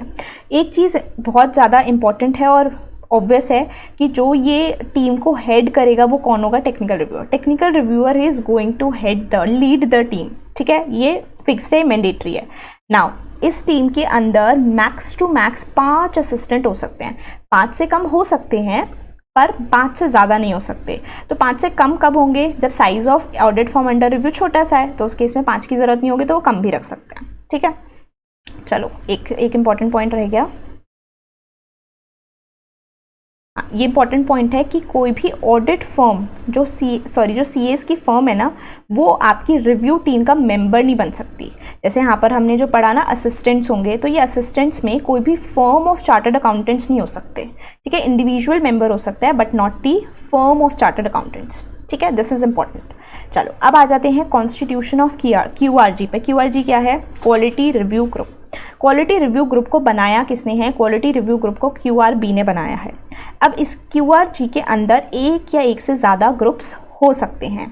अब ये किस बेसिस पर बनाया जाता है? तो ये इंडस्ट्री स्पेसिफिक भी बनाया जा सकता है, जेनरिक भी. जैसे कि कुछ पर्टिकुलर इंडस्ट्रीज़ का कुछ पर्टिकुलर इंडस्ट्रीज़ के रिस्पेक्ट में ग्रुप बना दिया कि जब भी इस पर्टिकुलर इंडस्ट्री का रिव्यू होगा तो ये वाली QRG जो है वो रिकमेंडेशंस देगी टू द QRB. ठीक है, इस टाइप से आप QRGs बना सकते हो, ग्रुप्स बना सकते हो, या फिर आप जेनरिक बेसिस पर भी बना सकते हो कि हाँ ये जनरल है, कोई भी टाइप का हो, this QRG is going to give the recommendations. तो जो टेक्निकल रिव्यूअर होता है ना, वो एक रिपोर्ट सबमिट करता है QRG को और QRG अपनी रिकमेंडेशंस देती है टू द QRB. और इसके लिए वो क्या करती है? पहले कंसिडर करती है report of the QRG, it considers the responses of the audit form under review. कोई एडिशनल इन्फॉर्मेशन चाहिए तो वो भी मांग कर, सब कुछ देख कर वो एक रिकमेंडेशन जिसको जो देने के लिए लगता है वो रिकमेंडेशन दे देती है टू द QRB. ठीक है, चलो अब बढ़ते हैं stage wise approach of QR process. Quality review process का स्टेज वाइज अप्रोच क्या है, एक बार पढ़ते हैं. तो यहाँ पर अगर हम देखें टेक्निकल रिव्यूअर, आपको ना ध्यान रखना पड़ेगा कि आपसे स्टेज वाइज अप्रोच पूछा जा रहा है एग्जाम में या आपसे क्वालिटी रिव्यू प्रोसेस पूछा जा रहा है. ठीक है, तो उस बेसिस पर आप डिसाइड करना कि आपको क्या आंसर लिखना है. स्टेज वाइज अप्रोच पूछें तो ये आंसर आएगा, प्रोसेस पूछे तो जो भी हमने पहले किया था, इतने सारे पॉइंट्स करे थे ना, टोटल कितने पॉइंट्स थे? 17 पॉइंट्स थे, वो 17 पॉइंट्स लिखने पड़ेंगे. ठीक है, चलो स्टेज वाइज अप्रोच पर आ जाते हैं. First of all technical reviewer. Technical reviewer क्या करेगा? हर एक QRG को ना असिस्ट करता है. हमने अभी पढ़ा ना QRG को असिस्ट करने के लिए कौन रखे हुए हैं? Technical reviewers. कुछ भी QRG को इन्फॉर्मेशन चाहिए वो किससे मांगेगी? टेक्निकल रिव्यूअर से. तो टेक्निकल रिव्यूअर क्या करेगा? प्रीलिमिनरी रिपोर्ट सबमिट करेगा ऑडिट फॉर्म अंडर रिव्यू को. Submit the final report to QRB in technical reviewer's letter head to the chairperson of the QRB. और रिपोर्ट की डेट क्या होगी? रिपोर्ट की डेट होगी conclusion date of the review. तो आपको एक चीज़ ध्यान रखनी है कि जो technical reviewer final report submit करता है ना QRB को, वो अपने लेटर हेड पे करेगा। पहली चीज़ तो इंपॉर्टेंट है कि वो अपने लेटर हेड पे करेगा। वो किसको एड्रेस करेगा? To the chairperson of QRB। और जो डेट होगी रिपोर्ट की, that will be the conclusion date of the review. ठीक है। Now you have to submit a copy of the report to the audit firm under review for the final comments। और वो final comments किसको दिए जाएंगे? To the QRB। ये हमने अभी देखो ऊपर भी पढ़ा था, ये मैं आपको बताती हूँ। यहाँ पर हमने पढ़ा था ना कि आपने फाइनल रिपोर्ट सबमिट करी थी, टेक्निकल रिव्यूअर ने फाइनल रिपोर्ट सबमिट करी थी QRB को। इसके बाद उसने क्या किया था? इसके बाद उसने यही कॉपी सबमिट कर दी थी to the audit firm under review, और साथ साथ बोला था कि आप अपने रिप्लाईज फीडबैक्स किसको दे दो? QRB को दे दो। तो वहाँ पर भी सेम पॉइंट दे रखा है, देखो यहाँ पर भी सेम पॉइंट दे रखा है कि आप अपनी फाइनल रिपोर्ट दोगे किसको? QRB को। एंड दिस विल बी, और आप क्या बोलोगे? एक कॉपी सबमिट करोगे to the audit firm under review, और उसको बोलोगे कि वो ऑडिट फर्म अंडर रिव्यू अपने फाइनल कमेंट्स किसको दे दे? QRB को। सेम चीज़ लिखी हुई है। चलो QRG की बात करते हैं। तो QRG के अंदर QRG क्या करेगी? रिपोर्ट को कंसिडर करेगी और देखेगी कि ऑडिट फर्म अंडर रिव्यू ने क्या कमेंट्स दिए हैं। डिक्लेरेशंस इशू कर दे, यहाँ पर डिक्लेरेशन नहीं है, सॉरी, यहाँ पर ना करेक्शन कर लो, यहाँ पर डायरेक्शंस है।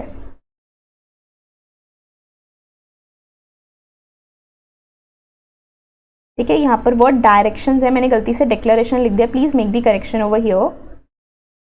एक दो जगह थोड़ी करेक्शन है, वो मेरे साथ साथ कर लेना। ठीक है, तो ये वर्ड क्या है? डायरेक्शंस। सो ये QRG क्या करेगी? डायरेक्शंस इशू करेगी टेक्निकल रिव्यूअर को। टेक्निकल रिव्यूअर असिस्ट करते हैं ना QRG को, तो अगर QRG को लगता है कि टेक्निकल रिव्यूअर को कुछ गाइड करने की ज़रूरत है तो वो कर सकती है। अगर कोई रिकमेंडेशन देनी है बोर्ड को, बोर्ड कौन? QRB, तो वो रिकमेंडेशन दे सकती है। वो बोर्ड के साथ कंसल्ट कर सकती है for guidance. Also call for additional information from the technical reviewer and audit firm under review. हम पढ़ चुके हैं ये चीज़, जब वो रिपोर्ट्स को, कमेंट्स को एनालाइज कर रही होती है, कंसिडर कर रही होती है before giving recommendations to the board. उस केस में the QRG can also call for additional information. तो वही चीज़ यहाँ लिख रखी है। Ask the technical reviewer to present final report in certain circumstances. किस तरीके से? interaction required to give necessary recommendation to the QRB where there are complete difference in technical reviewers observation and audit firms under review। तो इस case में क्या बोल सकती है QRG टेक्निकल रिव्यूअर को कि आप अपनी फाइनल रिपोर्ट दो जल्दी से जल्दी। QRG not satisfied with the quality review report of TR enabling the technical reviewer to have better understanding of the expectations from him. तो बेसिकली अगर QRG को लगता है कि जो रिव्यू रिपोर्ट दी है ना टेक्निकल रिव्यूअर ने, वो अच्छी नहीं है, उससे वो एक्सपेक्टेशंस फुलफिल नहीं हो रही जो हमने सोची थी, जो हम एक्सपेक्ट कर रहे थे from that particular technical reviewer. तो अगर कोई एक्सपेक्टेशंस फुलफिल नहीं हो रही थी या फिर QRG सेटिस्फाइड नहीं होता, तो वो भी बोल सकता है कि आप अपनी फाइनल रिपोर्ट सबमिट करो, एंड उस केस में वो डायरेक्शंस वगैरह भी दे सकता है टू द टेक्निकल रिव्यूअर।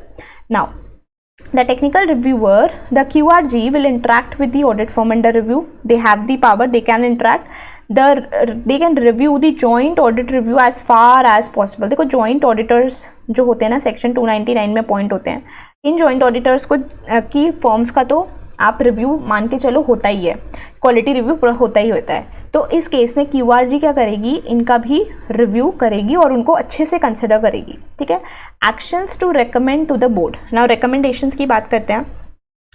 अब अगर QRG को लगता है कि जो फाइनेंशियल्स प्रिपेयर किए गए थे वो उन फाइनेंशियल्स के अंदर मटेरियल मिस स्टेटमेंट है, ठीक है, और ऑडिटर ने और बेसिकली फर्म ने उसको आइडेंटिफाई नहीं किया था, तो इस केस में वो क्या करेगी? वो काउंसिल को रेफ़र कर देगी और डिसिप्लिनरी डायरेक्टोरेट के पास भी इस चीज़ को इंटीमेट कर देगी। ठीक है, ये एक्शंस वो रिकमेंड करेगी टू द बोर्ड कि आप ऐसा करो, इस बात को काउंसिल को बताओ और इसको डिसिप्लिनरी डायरेक्टोरेट को भी बताओ। क्यों? क्योंकि फाइनेंशियल स्टेटमेंट्स के अंदर मटेरियल मिस स्टेटमेंट थी, और अगर ऑडिट फर्म अंडर रिव्यू इन चीज़ों को नहीं आइडेंटिफाई कर पाई, फेलियर हो गया, तो definitely there is a very big issue. Next is non compliance of some requirements which were not so material. Non compliances तो हुए हैं बट इतने ज़्यादा मटीरियल नहीं थे, तो इस केस में एक एडवाइजरी दे के छोड़ दो, सिर्फ एक गाइडेंस दे के छोड़ दो कि भाई ऐसा नहीं करना चाहिए था, ऐसे करना चाहिए था, वगैरह वगैरह। ऐसे एक्शंस कौन रिकमेंड कर रहा है बोर्ड को? QRG। जब ऐसी सिचुएशन आएगी तो QRG का क्या रिकमेंडेशन हो सकता है टू द बोर्ड, उसकी बात हो रही है यहाँ पे। तो सिचुएशन 1 थी कि फाइनेंशियल स्टेटमेंट्स जो हैं मटीरियली मिसस्टेटेड थी। दूसरा था कि कंप्लायंस कुछ नहीं हुआ लेकिन वो ज़्यादा मटीरियल नहीं था, इमटीरियल था, ठीक है। तीसरा है कुछ ऑब्जर्वेशन मिली जो ट्रिवियल है, यहाँ पे ना LB आ रहा है, ट्रिवियल है, ठीक है। ट्रिवियल का मतलब होता है ज़्यादा जिसका इम्पैक्ट नहीं आ रहा, ठीक है, बहुत माइन्यूट सा है। तो इस केस में क्या करेगी, कमेंट्स ले लेगी for future course of action from the audit firm under review and matter is close, क्योंकि ज़्यादा प्रॉब्लम वाली बात नहीं है तो मैटर को क्लोज कर दिया जाएगा, ठीक है। चलो QRG की बात आ गई। ओके, तो ये वाला पेज 2 बार स्कैन हो गया शायद, हाँ ये पेज 2 बार स्कैन हो गया, इसको इग्नोर कर दो। नेक्स्ट आ जाते हैं। नेक्स्ट हमारे पास आ जाता है नोट, ये इंपॉर्टेंट है, इसमें भी कुछ करेक्शंस हैं, करेक्शंस कर लो। यहाँ पर लिखा हुआ है ना ये all travelling expenses and sitting fees, इसको आप काट के ना एक बार फिर से लिख लो, मैं आपको डिक्टेट कर देती हूँ। आप यहाँ पर लिखो all the travelling expenses of the members of QRB, all the travelling expenses of the members of QRB will be reimbursed, ठीक है। और ये कौन से ट्रैवलिंग एक्सपेंसेस हैं, these travelling expenses are with respect to the meetings of QRB and QRG। Whenever the members of QRB attend the meetings of QRB and QRG, these members will get the reimbursement of the traveling expenses. Also, they are going to get the sitting fees for attending the meetings. ठीक है, this is the point. Next is technical reviewers. Traveling expenses will be reimbursed at the decided rate by QRB, and this is also with respect to attending the meeting of the QRB. ठीक है, ये travelling expenses वो नहीं है जो वो on site visit करने वाला है AFUR का, ये वो वाले ये वो वाले ट्रैवलिंग एक्सपेंसेस हैं जो वो मीटिंग अटेंड करने के लिए एक्सपेंडिचर इनकर करेगा, ठीक है। Now the member of QRB which were nominated by the ICAI will not be entitled for any sitting fees. ये देखो ये वाले क्वेश्चन हैं, MCQ में आ सकते हैं। तो कोई भी मीटिंग अटेंड कर रहे हैं, काउंसिल मेंबर्स ने जो अपॉइंट किए थे, नॉमिनेट किए थे QRB के मेंबर्स, उन मेंबर्स को कोई भी सिटिंग फीस नहीं मिलती QRB की मीटिंग्स को अटेंड करने के लिए, ठीक है। तो ये MCQ पॉइंट ऑफ व्यू से इंपॉर्टेंट क्वेश्चंस थे। चलो अब आ जाते हैं रिपोर्टिंग पर। रिपोर्टिंग की बात करते हैं। तो जैसे ऑडिट में होता है ना कि आप अपना ऑडिट करते हो, मतलब ऑडिट प्रोसीजर्स अप्लाई करते हो, फिर देखते हो, ऑडिट एविडेंसेस गैदर करते हो, उसके बेसिस पर कंक्लूजन्स फॉर्म करते हो, उसके बेसिस पर ओपिनियन देते हो। सिमिलरली जो टेक्निकल रिव्यूअर होता है वो सबसे पहले क्या करता है, वो रिव्यू करता है, रिव्यू के बेसिस पर कुछ कंक्लूजन्स फॉर्म करता है, उसके बेसिस पर ही issues the preliminary report and फिर वो फाइनल रिपोर्ट इशू कर देता है जो बोर्ड ने फॉर्मेट स्पेसिफाई किया होता है उसके बेसिस पर, ठीक है। अब ये जो फाइनल रिपोर्ट हो सकती है ना, फाइनल रिपोर्ट क्लीन रिपोर्ट भी हो सकती है या फिर मॉडिफाइड रिपोर्ट भी हो सकती है। क्लीन रिपोर्ट कब होगी, या क्लीन रिपोर्ट का मतलब क्या है? क्लीन रिपोर्ट का सिंपल मतलब ये है कि जो ऑडिट किया गया था bye the audit firm under review ने, वो ऑडिट्स उसने जो किए थे स्टैट्यूटरी ऑडिट स्पेसिफिकली, वो उसी तरह से किए थे जैसे कि उसको करने चाहिए थे। क्वालिटी ऑफ ऑडिट सर्विसेज बहुत अच्छी थी, इसलिए उसने क्लीन रिपोर्ट इशू कर दी। सेकेंडली, मॉडिफाइड रिपोर्ट इशू करने के रीजंस क्या हो सकते हैं? पहला रीज़न हो सकता है क्योंकि जो ऑडिट फर्म अंडर रिव्यू थी उसने टेक्निकल स्टैंडर्ड्स या रेलेवेंट गाइडेंस का कंप्लायंस नहीं किया, ठीक है, या फिर लॉज एंड रेगुलेशंस का कंप्लायंस नहीं हुआ है, इस वजह से वो मॉडिफाइड रिपोर्ट इशू कर रहा है। या फिर क्वालिटी कंट्रोल की जो पॉलिसीज़ प्रोसीजर्स थे वो कंप्लाइड नहीं किए थे, या फिर क्वालिटी कंट्रोल सिस्टम डेफिशिएंट था। इनमें से कोई भी रीज़न हो सकता है, या इनको मिलाकर, मतलब बेसिकली एंड ऑब्लिक और है, या तो सारे के सारे रीजंस भी हो सकते हैं, 3 रीजंस हो सकते हैं, 2 रीजंस हो सकते हैं, या फिर इनमें से कोई एक रीज़न हो सकता है जिसकी वजह से मॉडिफाइड रिपोर्ट इशू की जा सकती है बाय द टेक्निकल रिव्यूअर, ठीक है। तो 2 टाइप की रिपोर्ट्स हो सकती है, clean report, modified report, depending upon the case क्या है। First is clean report. इसका मतलब क्या है कि स्टैट्यूटरी ऑडिट जो कंडक्ट किए गए हैं वो इस तरीके से किए गए हैं जो कि इंश्योर करते हैं quality of audit services rendered. लेकिन ये एश्योरेंस प्रोवाइड नहीं करता कि ऑडिट फॉर्म बढ़िया है, ऐसा कुछ एश्योरेंस प्रोवाइड नहीं करता, ना ही वो उस एंटिटी के बारे में बताता है कि उस एंटिटी के अंदर कोई भी मिस स्टेटमेंट्स नहीं है, ऐसा कुछ नहीं है, ठीक है। अब मॉडिफाइड रिपोर्ट की बात करें तो नॉन कंप्लायंस हुआ है किसी टेक्निकल स्टैंडर्ड का या रेलेवेंट गाइडेंस का, उस केस में मॉडिफाइड रिपोर्ट इशू की जा सकती है। नॉन कंप्लायंस हो रहा है लॉज रेगुलेशंस का, जो कि आपको फॉलो करने की ज़रूरत थी। नॉन कंप्लायंस हो रहा है with the quality control procedures and policies, उस केस में भी आप क्या कर सकते हो, मॉडिफाइड रिपोर्ट इशू कर सकते हो। क्वालिटी कंट्रोल सिस्टम डेफिशिएंट है, उस केस में भी आप मॉडिफाइड रिपोर्ट इशू कर सकते हो। आप कौन हो? Technical reviewer. अब रिपोर्टिंग रिस्पॉन्सिबिलिटीज़ पर आ जाते हैं। टेक्निकल रिव्यूअर की रिपोर्टिंग रिस्पॉन्सिबिलिटीज़ क्या क्या हैं? टेक्निकल रिव्यूअर्स ओपिनियन किस किस पर जाएगा? कि क्या जो क्वालिटी कंट्रोल का सिस्टम है फॉर अटेस्टेशन सर्विसेज वो टेक्निकल स्टैंडर्ड्स को कंप्लाई करता है या नहीं करता, क्वालिटी ऑफ अटेस्टेशन सर्विसेज को, quality of attestation work maintain है या नहीं। इन सब चीज़ों पर रिपोर्टिंग जाएगी, सब चीज़ों पर ओपिनियन जाएगा टेक्निकल रिव्यूअर का। टेक्निकल रिव्यूअर का रिव्यू ज़रूरी नहीं है कि वो सारी की सारी वीकनेसेस को डिस्क्लोज कर दे कि हाँ सारी की सारी वीकनेसेस पता चल जाएंगी। नो, ऑब्वियसली बात है, हमने पढ़ा था वो 3 ऑडिट एंगेजमेंट्स को ही सिलेक्ट करके चेक कर सकता है, और हो सकता है पिछले बार में कोई एडवर्स फाइंडिंग्स ना मिली हो तो उसने एक ही एंगेजमेंट को चेक किया हो, तो क्या वो बोल सकता है कि सारी की सारी ऑडिट एंगेजमेंट सही है? नो, ही कैन नॉट से कि सारी की सारी जो भी ऑडिट एंगेजमेंट्स है उसमें कोई वीकनेसेस नहीं है तो सारी वीकनेसेस का डिस्क्लोजर हो जाए, आप ऐसा एक्सपेक्ट नहीं कर सकते। By because of the inherent limitations. ठीक है, आप क्या करते हो, कुछ कुछ चीज़ों को ही चेक कर पाते हो और सब चीज़ों को चेक करना पॉसिबिलिटी नहीं है, तो आप इन चीज़ों को तो बिल्कुल भी बता नहीं सकते कि सारे के सारे स्टैंडर्ड्स का कंप्लायंस हो रहा है। आप ऐसा बिल्कुल नहीं कह सकते कि सारी सारी वीकनेसेस हमने डिस्क्लोज कर दी, इसके अलावा कोई वीकनेस नहीं है। No, you can never say that. Projection of any evaluation of system of quality control to future periods is subject to risk, कि बाद में जाकर ये जो क्वालिटी कंट्रोल का जो सिस्टम है फ्यूचर में इसका ये जो काम करेगा वो बिल्कुल एडिक्वेट होगा, आप ऐसा भी नहीं बोल सकते, क्योंकि हो सकता है ना बाद में कुछ कंडीशंस चेंज हो जाएं जिसकी वजह से वो अब एडिक्वेट ना रहे। हो सकता है आज की डेट में वो कंप्लायंस कर रहे हो लेकिन आके जाके देखें तो उनकी जो कंप्लायंस की डिग्री है that is not up to the mark, वो डेटोरिएट हो सकती है। So degree of compliance with the policies and procedures में डेटोरिएट। आज की डेट में क्या हो रहा है वो बता रहे हो, अब फ्यूचर पीरियड में क्या होगा इस चीज़ को आप अच्छे से एश्योर नहीं कर सकते। ठीक है, चलो let's move on to the next point. Next point हमारा है basic elements of reviewer's report. अब रिव्यूअर की जो रिपोर्ट है उसका बेसिक एलिमेंट क्या क्या होंगे, तो पहला है elements relating to audit quality of entities, elements relating to audit quality of entities. Second is elements relating to quality control framework adopted by the audit firm under review in conducting the audit. तो एक एक करके समझते हैं। सबसे पहले cover करते हैं elements relating to audit quality of entities. तो पहला रेफरेंस, पहला एलिमेंट क्या है ऑडिट क्वालिटी ऑफ एंटिटीज़ की रिपोर्ट का। तो पहली चीज़ है आपको क्या देना है, डिस्क्रिप्शन देना है किस चीज़ का, स्कोप का। स्कोप ऑफ रिव्यू हमने पढ़ा था कि क्या होता है। अब आपने एज अ टेक्निकल रिव्यूअर जो चीज़ों को भी रिव्यू करा है, आपका यह जो चीज़ का स्कोप था आपको उसकी डिस्क्रिप्शन मेंशन करनी है अपने रिपोर्ट के अंदर। आपको बताना है आपने किस पीरियड का रिव्यू किया है, आपको मेंशन करनी है कोई लिमिटेशंस थी तो वो क्या थी। ठीक है, also you have to mention कहाँ कहाँ पर technical, ethical and legal requirements का कंप्लायंस नहीं हुआ, ऐसे कौन से इंस्टेंसेस हैं, you have to mention the same in your report.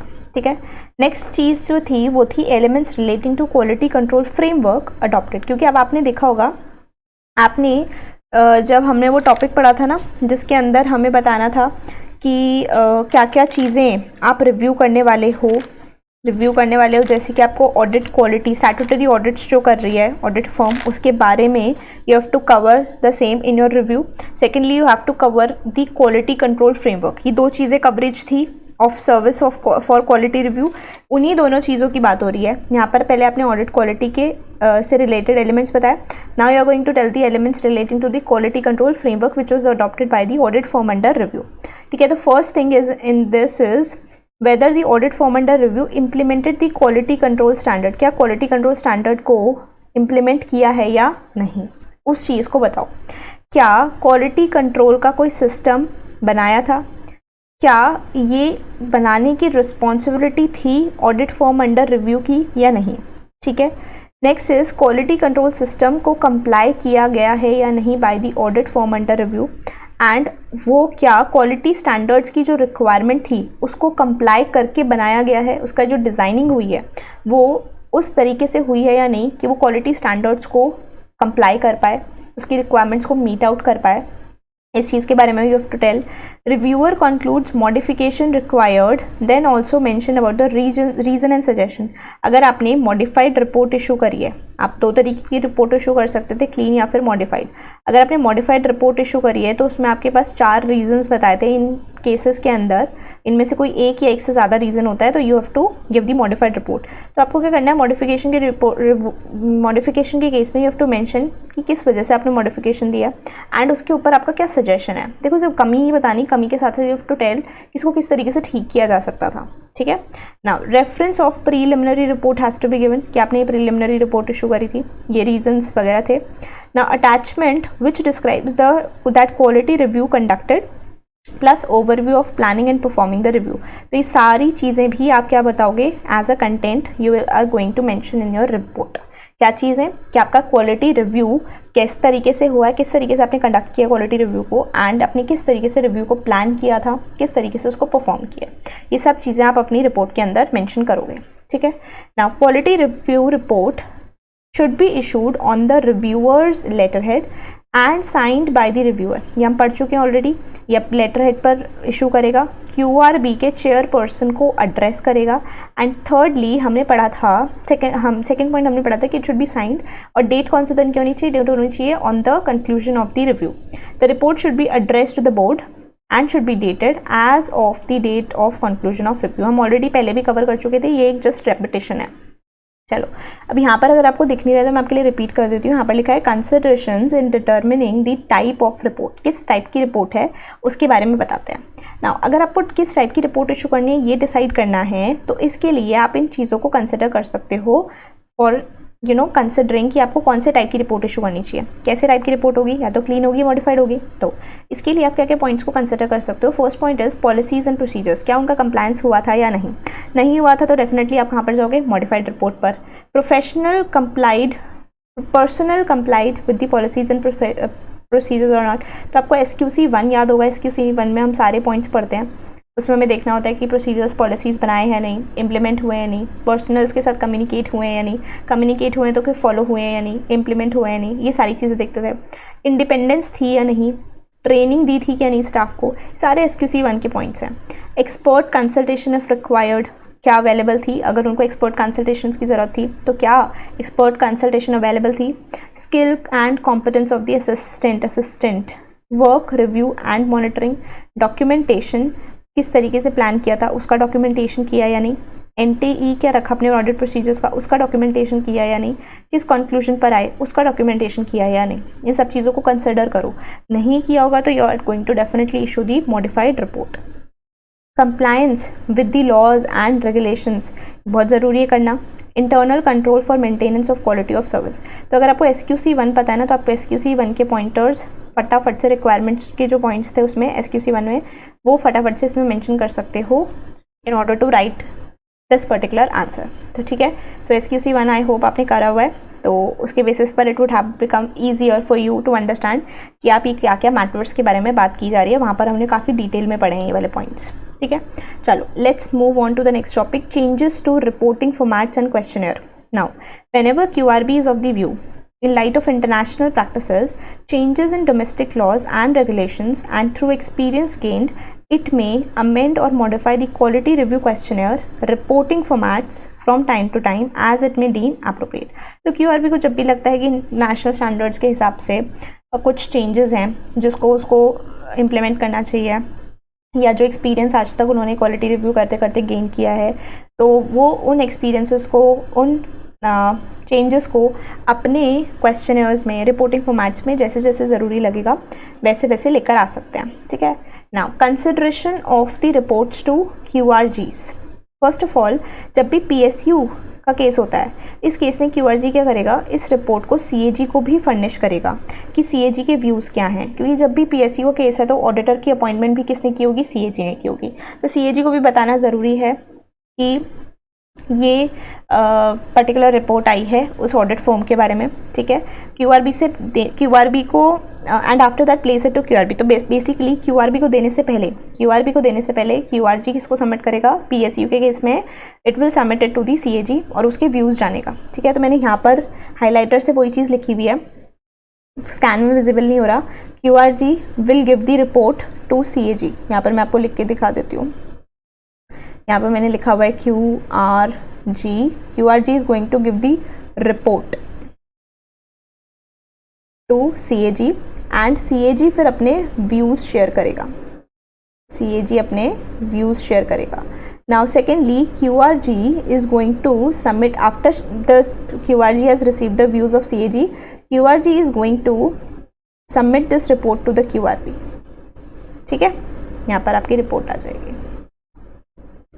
I hope you are understanding this. चलो, let's move on to the next point. Board मतलब QRB after consideration of the comments and recommendations of the CAG decide whether recommendation of CAG should be accepted or not. तो basically यहाँ पर आपको पता चल रहा है कि CAG के जो भी recommendations हैं it's not mandatory for the QRB to consider. वो चाहे तो उनको कंसिडर कर सकता है, चाहे तो ना भी करे. करता है तो ठीक है, नहीं करता तो he has to mention the reason for the same why he is not accepting the views of the or recommendations of the CAG. ठीक है, चलो. Now what are the actions that may be recommended or that may be recommended by the QRB? ऐसे कौन से actions हैं जो QRB recommend कर सकता है.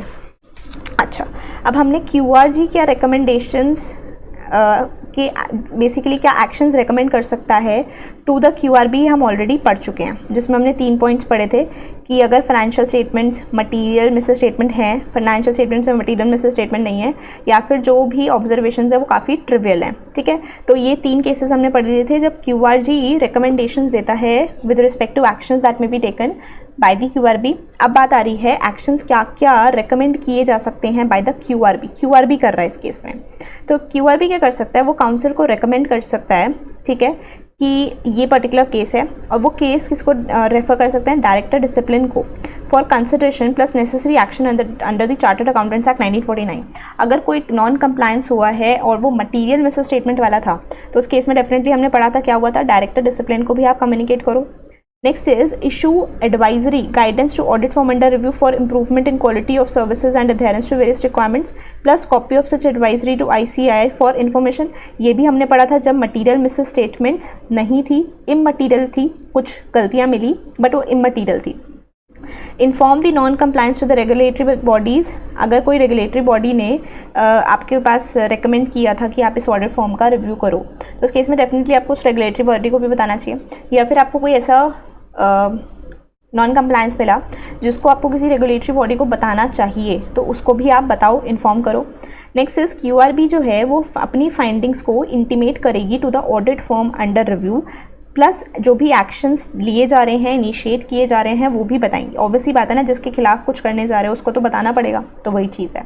If review was done based upon some reference from this regulatory body, ये हम ऑलरेडी पढ़ चुके थे जब हमने criterias on the basis of based on the entities पढ़ा था. उसमें पॉइंट था कि अगर कोई रेगुलेटरी बॉडी आपको, जैसे कि सेबी हो गई, इनकम टैक्स हो गया, ये सब आपको रेफरेंस देते हैं कि आप इस पर्टिकुलर फॉर्म का ऑडिट करा लो, ऑडिट नहीं रिव्यू करा लो, तो उस केस में उन्होंने सिंस रेफरेंस दिया था तो उनको भी आपको रिजल्ट्स के बारे में बताना पड़ेगा कि उस रिव्यू का क्या रिजल्ट आया और क्या क्या एक्शंस लिए जा रहे हैं उसके बारे में बताना पड़ेगा. तो वही चीज़ यहाँ पर दी हुई है. ठीक है, काफ़ी जनरल पॉइंट्स से डिफिकल्ट नहीं है बिल्कुल भी. अब आ जाते हैं नेक्स्ट टॉपिक पर, which is mechanism for follow up of review findings. अब आपने रिव्यू कर लिया, उसकी फाइंडिंग्स आ गई, अब सिर्फ रिव्यू करने से काम हो जाएगा क्या, इंप्रूवमेंट आ जाएगी, नहीं. तो आपको क्या करना पड़ेगा, फॉलोअप करना पड़ेगा. तो QRB क्या करेगा, एक ये यहाँ पर भी आपको थोड़ा सा एडिशन करना है. यहाँ पर आप लिख लो फ्रॉम ऑडिट फॉर्म, ये ना कुछ चीज़ें रह गई थी, वो चीज़ मैं मेंशन करवा रही हूँ. ठीक है, तो यहाँ पर एक ये चीज़ मेंशन कर लो, from audit form under review. So QRB क्या करेगा, क्योंकि आपके काम में थोड़ी सी गड़बड़ मिली थी तो इस केस में फॉलोअप होगा. फॉलोअप के लिए QRB क्या बोलेगा कि ऑडिट फॉर्म अंडर रिव्यू को बोलेगा कि आपको ना कंप्लायंस रिपोर्ट इशू करनी है इस पर्टिकुलर टाइम पीरियड के अंदर. ये कंप्लायंस रिपोर्ट किस चीज़ की, कुछ डेफिशिएंसीज मिली थी, अभी डेफिशिएंसीज को आप कंप्लाई कर रहे हो, इस चीज़ की एक रिपोर्ट सबमिट करोगे आप. ठीक है, तो ये ऑडिट फॉर्म अंडर रिव्यू को बोला हुआ है. Now follow up and review corrective actions taken by the audit form under review. इस चीज़ को चेक करो कि क्या करेक्टिव एक्शंस लिए जा रहे हैं या नहीं. The result of review can be use for of site monitoring and for next on site monitoring. इसके लिए वो काम आ जाएगा. आपके पास जो रिजल्ट्स आएंगे उसके बेसिस पर you are going to use this particular thing in your off-site monitoring and for next on-site monitoring. QRB can share result with the stakeholders. On-site review can be conducted earlier in case of continued non-compliance. अगर आपको लगता है कि गड़बड़ हो रही है तो ऑफलाइन से काम नहीं चल रहा है तो आप ऑन-साइट भी कर सकते हो. ठीक है, इसमें भी आप 2 पॉइंट्स ऐड कर लो. यहाँ पर मुझसे 2 पॉइंट्स मिस हो गए हैं, यहाँ पर आप 2 पॉइंट्स ऐड कर लो. मैं डिक्टेट करती हूँ. पहला पॉइंट आप लिख लो, cases of continued non-compliance may be recommended to ICAI Council for taking necessary actions.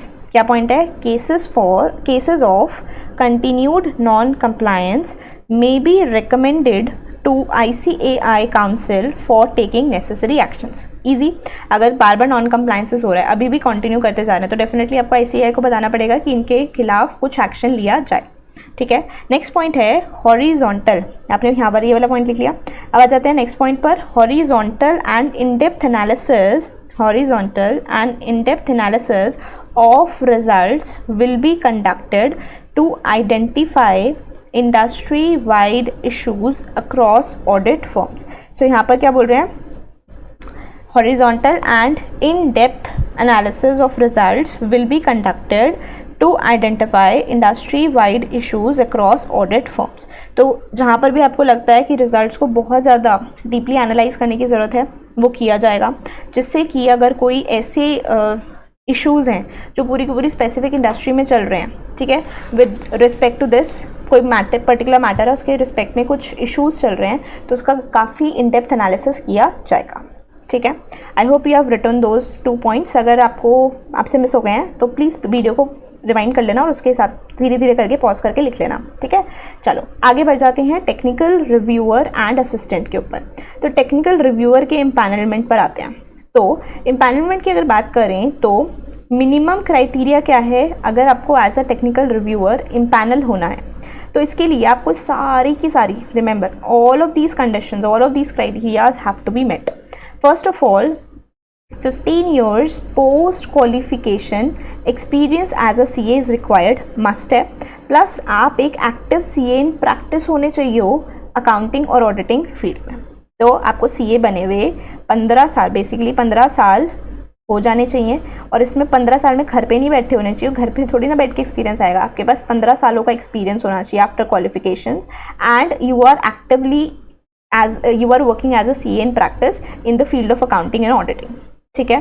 Now अब आप देखो क्यों ऐसा क्यों कहा है? क्योंकि आप ऑडिट का काम ही चेक करने जा रहे हो ना कि स्टैट्यूटरी ऑडिट्स अच्छे से हो रहे हैं नहीं हो रहे, क्वालिटी कंट्रोल फ्रेमवर्क सही है नहीं. तो इसके लिए आपको खुद को भी तो एक्सपीरियंस होना चाहिए. So that is why to get empanelled this is the requirement. Second is should not have any disciplinary proceedings under the chartered accountants act 1949 pending. कोई भी डिसिप्लिनरी प्रोसीडिंग पेंडिंग नहीं होनी चाहिए. ना ही कोई एक्शन आज तक आपके ऊपर कोई डिसिप्लिनरी एक्शन लिया होना चाहिए, ना ही कोई भी पीनल एक्शन लिया होना चाहिए अंडर एनी अदर लॉ. ना ही लिया होना चाहिए, ना ही पेंडिंग होना चाहिए during last 3 financial years and oblique or there after. पिछले 3 सालों में और आज तक आपके ऊपर कोई भी पीनल एक्शन नहीं लगा होना चाहिए, ना ही पेंडिंग होना चाहिए. अब during the last years and और देयर आफ्टर. तो इन तीनों चीज़ें आपको कंप्लाई करनी पड़ेगी. पहली क्या रिक्वायरमेंट थी? 15 years पोस्ट क्वालिफिकेशन एक्सपीरियंस होना चाहिए, and actively you should be a CA in practice in the field of accounting and auditing. Secondly there should not be any disciplinary proceedings pending under CA act 1949, या फिर कोई disciplinary action under CA act 1949 नहीं होना चाहिए. ना ही कोई penal action होना चाहिए under any other law taken or pending during last 3 financial years and oblique or thereafter. ठीक है. ये तो आप याद ही कर लो, ये बार बार आने वाला है. Next point is not a member of the QRB or ICAI Central Council, Regional Council, Branch Level Management Committee as on date. आज की डेट पे currently you should not be a member of QRB. QRB के member हो गए तो technical reviewer नहीं बन सकते. ICAI की सेंट्रल काउंसिल के मेंबर नहीं होने चाहिए, रीजनल काउंसिल के मेंबर नहीं होने चाहिए, ब्रांच लेवल मैनेजमेंट कमेटी के मेंबर नहीं होने चाहिए आज के दिन पर. ठीक है. ना you should be a signing partner या फिर प्रोप्राइटर. पार्टनरशिप फॉर्म है तो पार्टनर, प्रोप्राइटरशिप फॉर्म है तो proprietor. Signing proprietor, signing partner होने चाहिए वो एटलीस्ट 3 स्टैट्यूटरी ऑडिट असाइनमेंट्स के. अब ये 3 में से भी देयर इज अ कंडीशन कि 3 में से एटलीस्ट एक जो होना चाहिए वो अदर दैन प्राइवेट कंपनी होना चाहिए. इसके बारे में हम अच्छे से डिस्कस करेंगे. व्हाट हैपेंड, देखते हैं क्या हुआ इसमें, थोड़ी देर वेट करते हैं. आई डोंट नो, शायद कोई शीट में एरर आ गया था. Let's do it once again. तो हमने इम्पैनलमेंट की बात करी थी. इम्पैनलमेंट में हमने बोला था कि सारे के सारे पॉइंट्स क्राइटेरिया सेटिस्फाई होने चाहिए. पहला था 15 years post qualification experience as a CA and you should be actively into CA practice, and that should be in the field of accounting and auditing. Second point was you should not have been there should not have been any disciplinary proceedings under Chartered Accountants Act 1949 pending against you. ना ही कोई action लिया होना चाहिए under chartered accountants act 1949, ना ही कोई penal action होना चाहिए अंडर एनी अदर लॉ, ना ही पेंडिंग होना चाहिए, ना ही कभी पहले लिया होना चाहिए during the last 3 financial years and oblique or thereafter. ठीक है, आप QRB के मेंबर नहीं हो सकते, आप CA सेंट्रल काउंसिल के मेंबर, रीजनल काउंसिल के मेंबर या ब्रांच लेवल मैनेजमेंट कमेटी के मेंबर नहीं हो सकते एज ऑन द डेट जिस दिन आप पैनल होने का सोच रहे हो. अच्छा, अब हम इस पॉइंट पर थे जहाँ पर था साइनिंग पार्टनर हो या प्रोपराइटर हो, किसी भी 3 ऑडिट स्टैट्यूटरी ऑडिट असाइनमेंट्स के आप साइनिंग पार्टनर होने चाहिए. अभी 3 स्टैट्यूटरी ऑडिट असाइनमेंट्स कौन से वाले?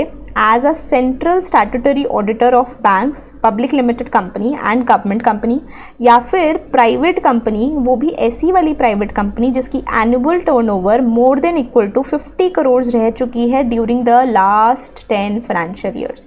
अब ये वाली जो कंडीशन है ना कि ऐसी किसी प्राइवेट कंपनी का ऑडिट किया होना चाहिए जिसकी annual turnover more than equal to 50 crore है during the last 10 financial years. तो ऐसे केसेस बहुत सारे हो सकते हैं जिसकी वजह से क्या होगा, काफ़ी सारे लोग जो हैं टेक्निकल रिव्यूअर बनने के लिए एलिजिबल हो जाएंगे. तो इसीलिए उन्होंने क्या बोला कि जो ये हमने 3 बोले थे ना, एटलीस्ट 3 स्टैट्यूटरी ऑडिट असाइनमेंट्स किए होने चाहिए.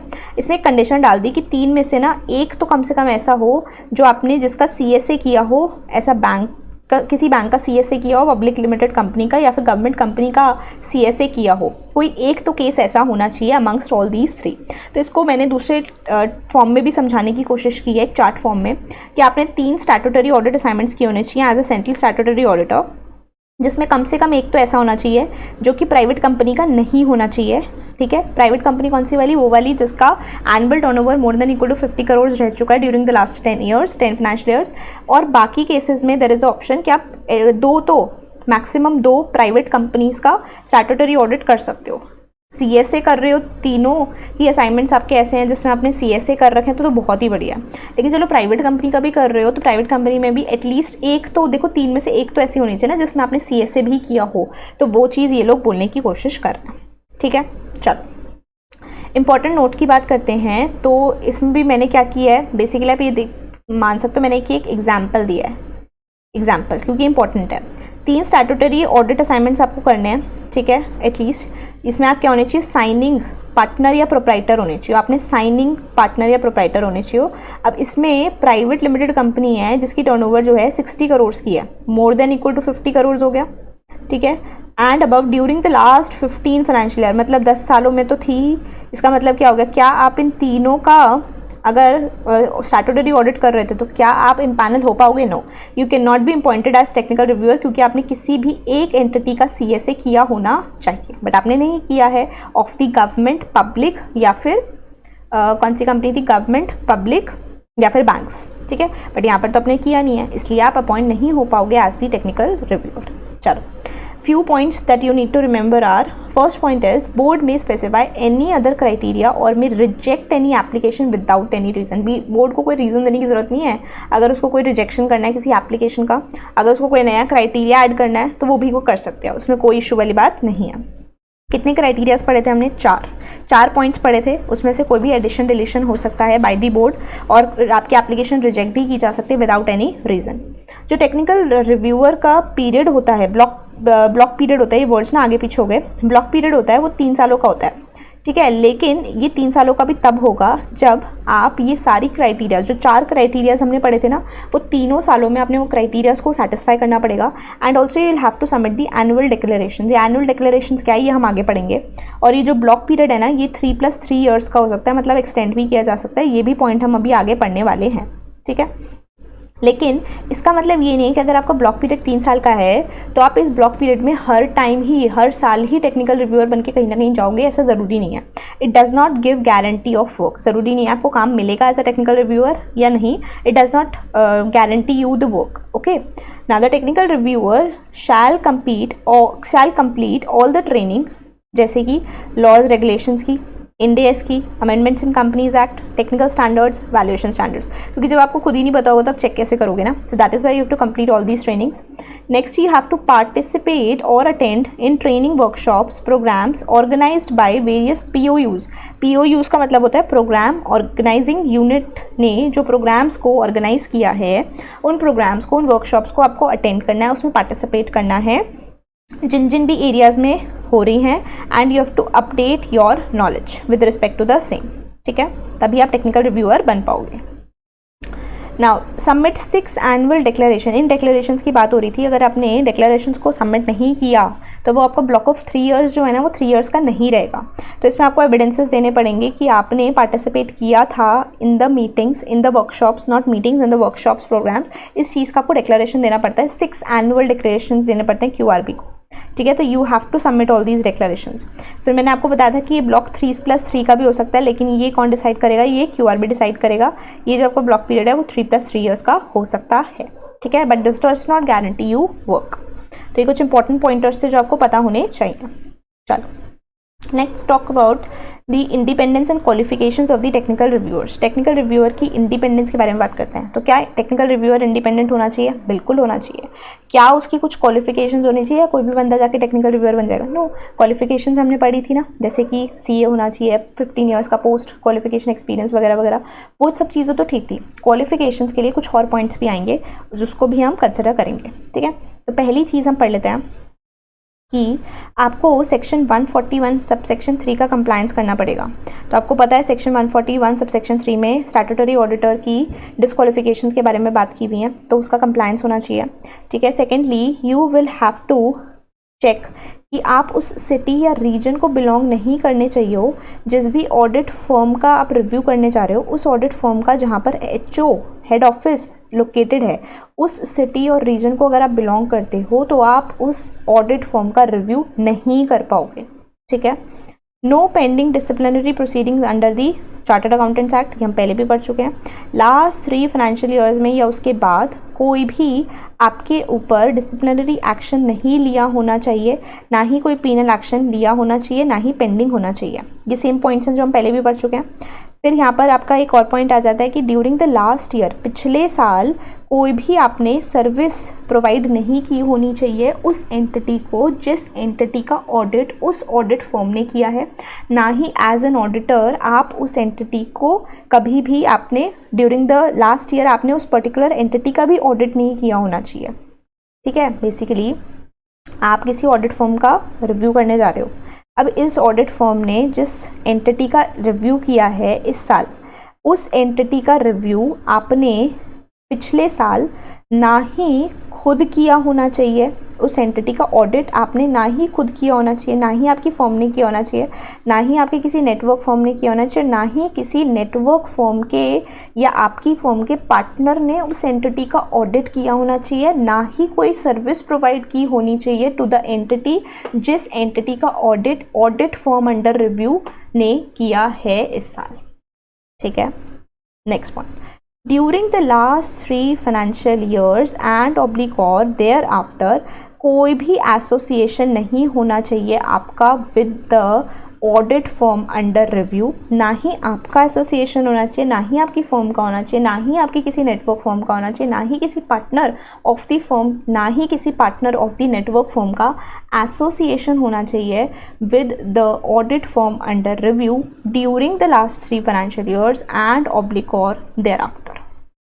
I hope you are clear with all these points. These are with respect to independence and qualifications. देखो इससे पता चल रहा है ना कि अगर पिछले साल आपने एंटिटी को कोई सर्विस प्रोवाइड किया, अब उसी एंटिटी के ऑडिटर का आप रिव्यू करने जा रहे हो, तो कहीं ना कहीं बायसनेस रहती है. आप ऑलरेडी फेमिलियर हो जाते हो, तो वहाँ पर इंडिपेंडेंस नहीं आती. इसीलिए ये पॉइंट्स डाले गए हैं to make sure that the technical reviewer is independent. उसी टाउन को बिलोंग करते हो, उसी सिटी को बिलोंग करते हो, उसी रीजन को बिलोंग करते हो, तो डेफिनेटली कहीं ना कहीं हमारी लोकेलिटी का इन्फ्लुएंस आ जाता है. ठीक है. तो इसीलिए ये वाला पॉइंट आपका ऐड किया गया कि आप उस सिटी रीजन को बिलोंग नहीं करने चाहिए. ठीक है. कोई डिसिप्लिनरी प्रोसीडिंग्स नहीं होनी चाहिए, तो ऑब्वियस है. ठीक है. तो कोई पीनल एक्शन नहीं होना चाहिए. ये सब चीज़ें तो नॉर्मल है. ये वाली चीज़ जो लास्ट में हमने पढ़ी है, ये इंडिपेंडेंस को मेक श्योर करने के लिए प्रोविजंस बनाए गए हैं. ठीक है. चलो, I hope you are clear with all these points now. अब हमने पढ़ा था कि जो कॉम्पोजिशन होगी ऑफ द रिव्यू टीम, उसके अंदर असिस्टेंट्स होंगे, लेकिन वो असिस्टेंट्स मैक्सिमम कितने हो सकते हैं? 5। उन असिस्टेंट्स की इंडिपेंडेंस भी उतनी ही ज़रूरी है जितनी टेक्निकल रिव्यूअर की इंडिपेंडेंस ज़रूरी है। तो वो असिस्टेंट, क्या कोई आर्टिकल्ड असिस्टेंट जा सकता है? नो। वो बंदा इंस्टीट्यूट का मेंबर होना चाहिए, एक सीए तो होना ही चाहिए। No disqualifications under the chartered accountants act 1949, जैसे हमने पीयर रिव्यू में पढ़ा था वैसी चीज़ें आ रही हैं। Sign the statement of confidentiality, क्योंकि वो भी वर्क पेपर्स को एक्सेस करने वाला है। No direct interface with the audit firm और क्यूआरबी। ये पॉइंट्स थोड़ा जल्दी इसलिए करवा रही हूँ क्योंकि ये वाले points similar to the assistant of peer review हैं, जो हमने पीयर रिव्यू में भी असिस्टेंट्स के बारे में पढ़ा था, क्वालिफाइड असिस्टेंट्स, वैसे ही सिमिलर पॉइंट्स हैं। इंस्टीट्यूट का मेंबर होना चाहिए, कोई डिस्क्वालिफिकेशंस नहीं होनी चाहिए under chartered accountants act, confidentiality की स्टेटमेंट डिक्लेरेशन फाइल करनी पड़ेगी, साइन करनी पड़ेगी, कोई इंटरफेस नहीं होगा with the audit form under review and the quality review board, सिर्फ और सिर्फ टेक्निकल रिव्यूअर के साथ इसका मिलना जुलना होगा। Next is working with TR for at least 1 year as the member of ICI, मतलब एज अ सीए एम्प्लॉई काम कर रहा होना चाहिए या फिर वो पार्टनर होना चाहिए उस टेक्निकल रिव्यूअर का for the period at least 1 year. ठीक है, ये ऐसा पॉइंट हमने वहाँ भी पढ़ा था, बट वहाँ पर पेड असिस्टेंट वर्ड भी दिया हुआ था। Now not associated with audit firm under review and entity during the last 3 financial years. देखो, टेक्निकल रिव्यूअर तो एसोसिएटेड नहीं होना चाहिए, साथ साथ उसका असिस्टेंट भी एसोसिएटेड नहीं होना चाहिए with the audit firm under review and the entity. Does not have disciplinary proceedings pending under chartered accountants act 1949, क्योंकि ये भी सी है, इस पर भी प्रोसीडिंग्स हो सकती थी, तो उस पर भी प्रोसीडिंग्स नहीं हुई होनी चाहिए। कब? ठीक है, कोई भी प्रोसीडिंग्स नहीं होनी चाहिए, कोई पेंडिंग प्रोसीडिंग्स नहीं होनी चाहिए। Now during the last 3 financial years और thereafter there should not be any penal action on him, ना ही कोई पेंडिंग होना चाहिए, ना ही कोई लिया हुआ होना चाहिए, ना ही कोई डिसिप्लिनरी एक्शन हुआ होना चाहिए ऑन दैट मेंबर। ठीक है, नॉट अ मेंबर ऑफ क्यूआरबी, जैसे टेक्निकल रिव्यूअर मेंबर नहीं हो सकता क्यूआरबी का, आईसीए की, सेंट्रल काउंसिल, रीजनल काउंसिल या ब्रांच लेवल मैनेजमेंट कमेटी का, वैसे ही आपका जो असिस्टेंट है वो भी मेंबर नहीं हो सकता। Next is he should not be empanelled as technical reviewer with the quality review board. ऐसा नहीं है कि आपको अगर काम नहीं मिला हुआ, आप इम्पैनल्ड हो as a technical reviewer, but अभी आपका जो ब्लॉक है वो 3 ईयर्स का चल भी रहा है, पर आपके पास कोई काम नहीं है, तो आपने सोचा चलो जो टेक्निकल रिव्यूअर काम कर रहा है उसके साथ असिस्टेंट बन के चले जाएंगे। No, you can not. ठीक है, तो you can not be, if you are empanelled as a technical reviewer then you can not become the assistant of the technical reviewer. Okay, चल आ जाते हैं हम सबसे इंपॉर्टेंट पॉइंट पे, जो है कॉन्फिडेंशियलिटी, जो कि आपको बिल्कुल मेंटेन करके चलनी पड़ेगी। तो इसके लिए आपको क्या फाइल करनी पड़ेगी? स्टेटमेंट ऑफ कॉन्फिडेंशियलिटी, और आपका कोई भी कॉन्फ्लिक्ट ऑफ इंटरेस्ट नहीं होना चाहिए। नाउ स्टेटमेंट ऑफ कॉन्फिडेंशियलिटी की बात करें तो क्यूआरबी जो है कॉन्फिडेंशियलिटी को बहुत ज़्यादा इंपॉर्टेंस देता है। Importance with respect to what? Importance with respect to confidentiality, not importance, confidentiality with respect to information। जो पेपर्स आप देखने वाले हो, मटीरियल, डॉक्यूमेंट्स, किसके? कंपनी के और ऑडिट फॉर्म के। ऑडिट फॉर्म ने किसी का स्टैट्यूटरी ऑडिट किया तो उस कंपनी के भी डॉक्यूमेंट्स का, इन्फॉर्मेशन की कॉन्फिडेंशियलिटी मेंटेन करना जरूरी है। And also the working papers that you are going to check of the audit form, उसकी भी कॉन्फिडेंशियलिटी मेंटेन करना बहुत ज़रूरी है।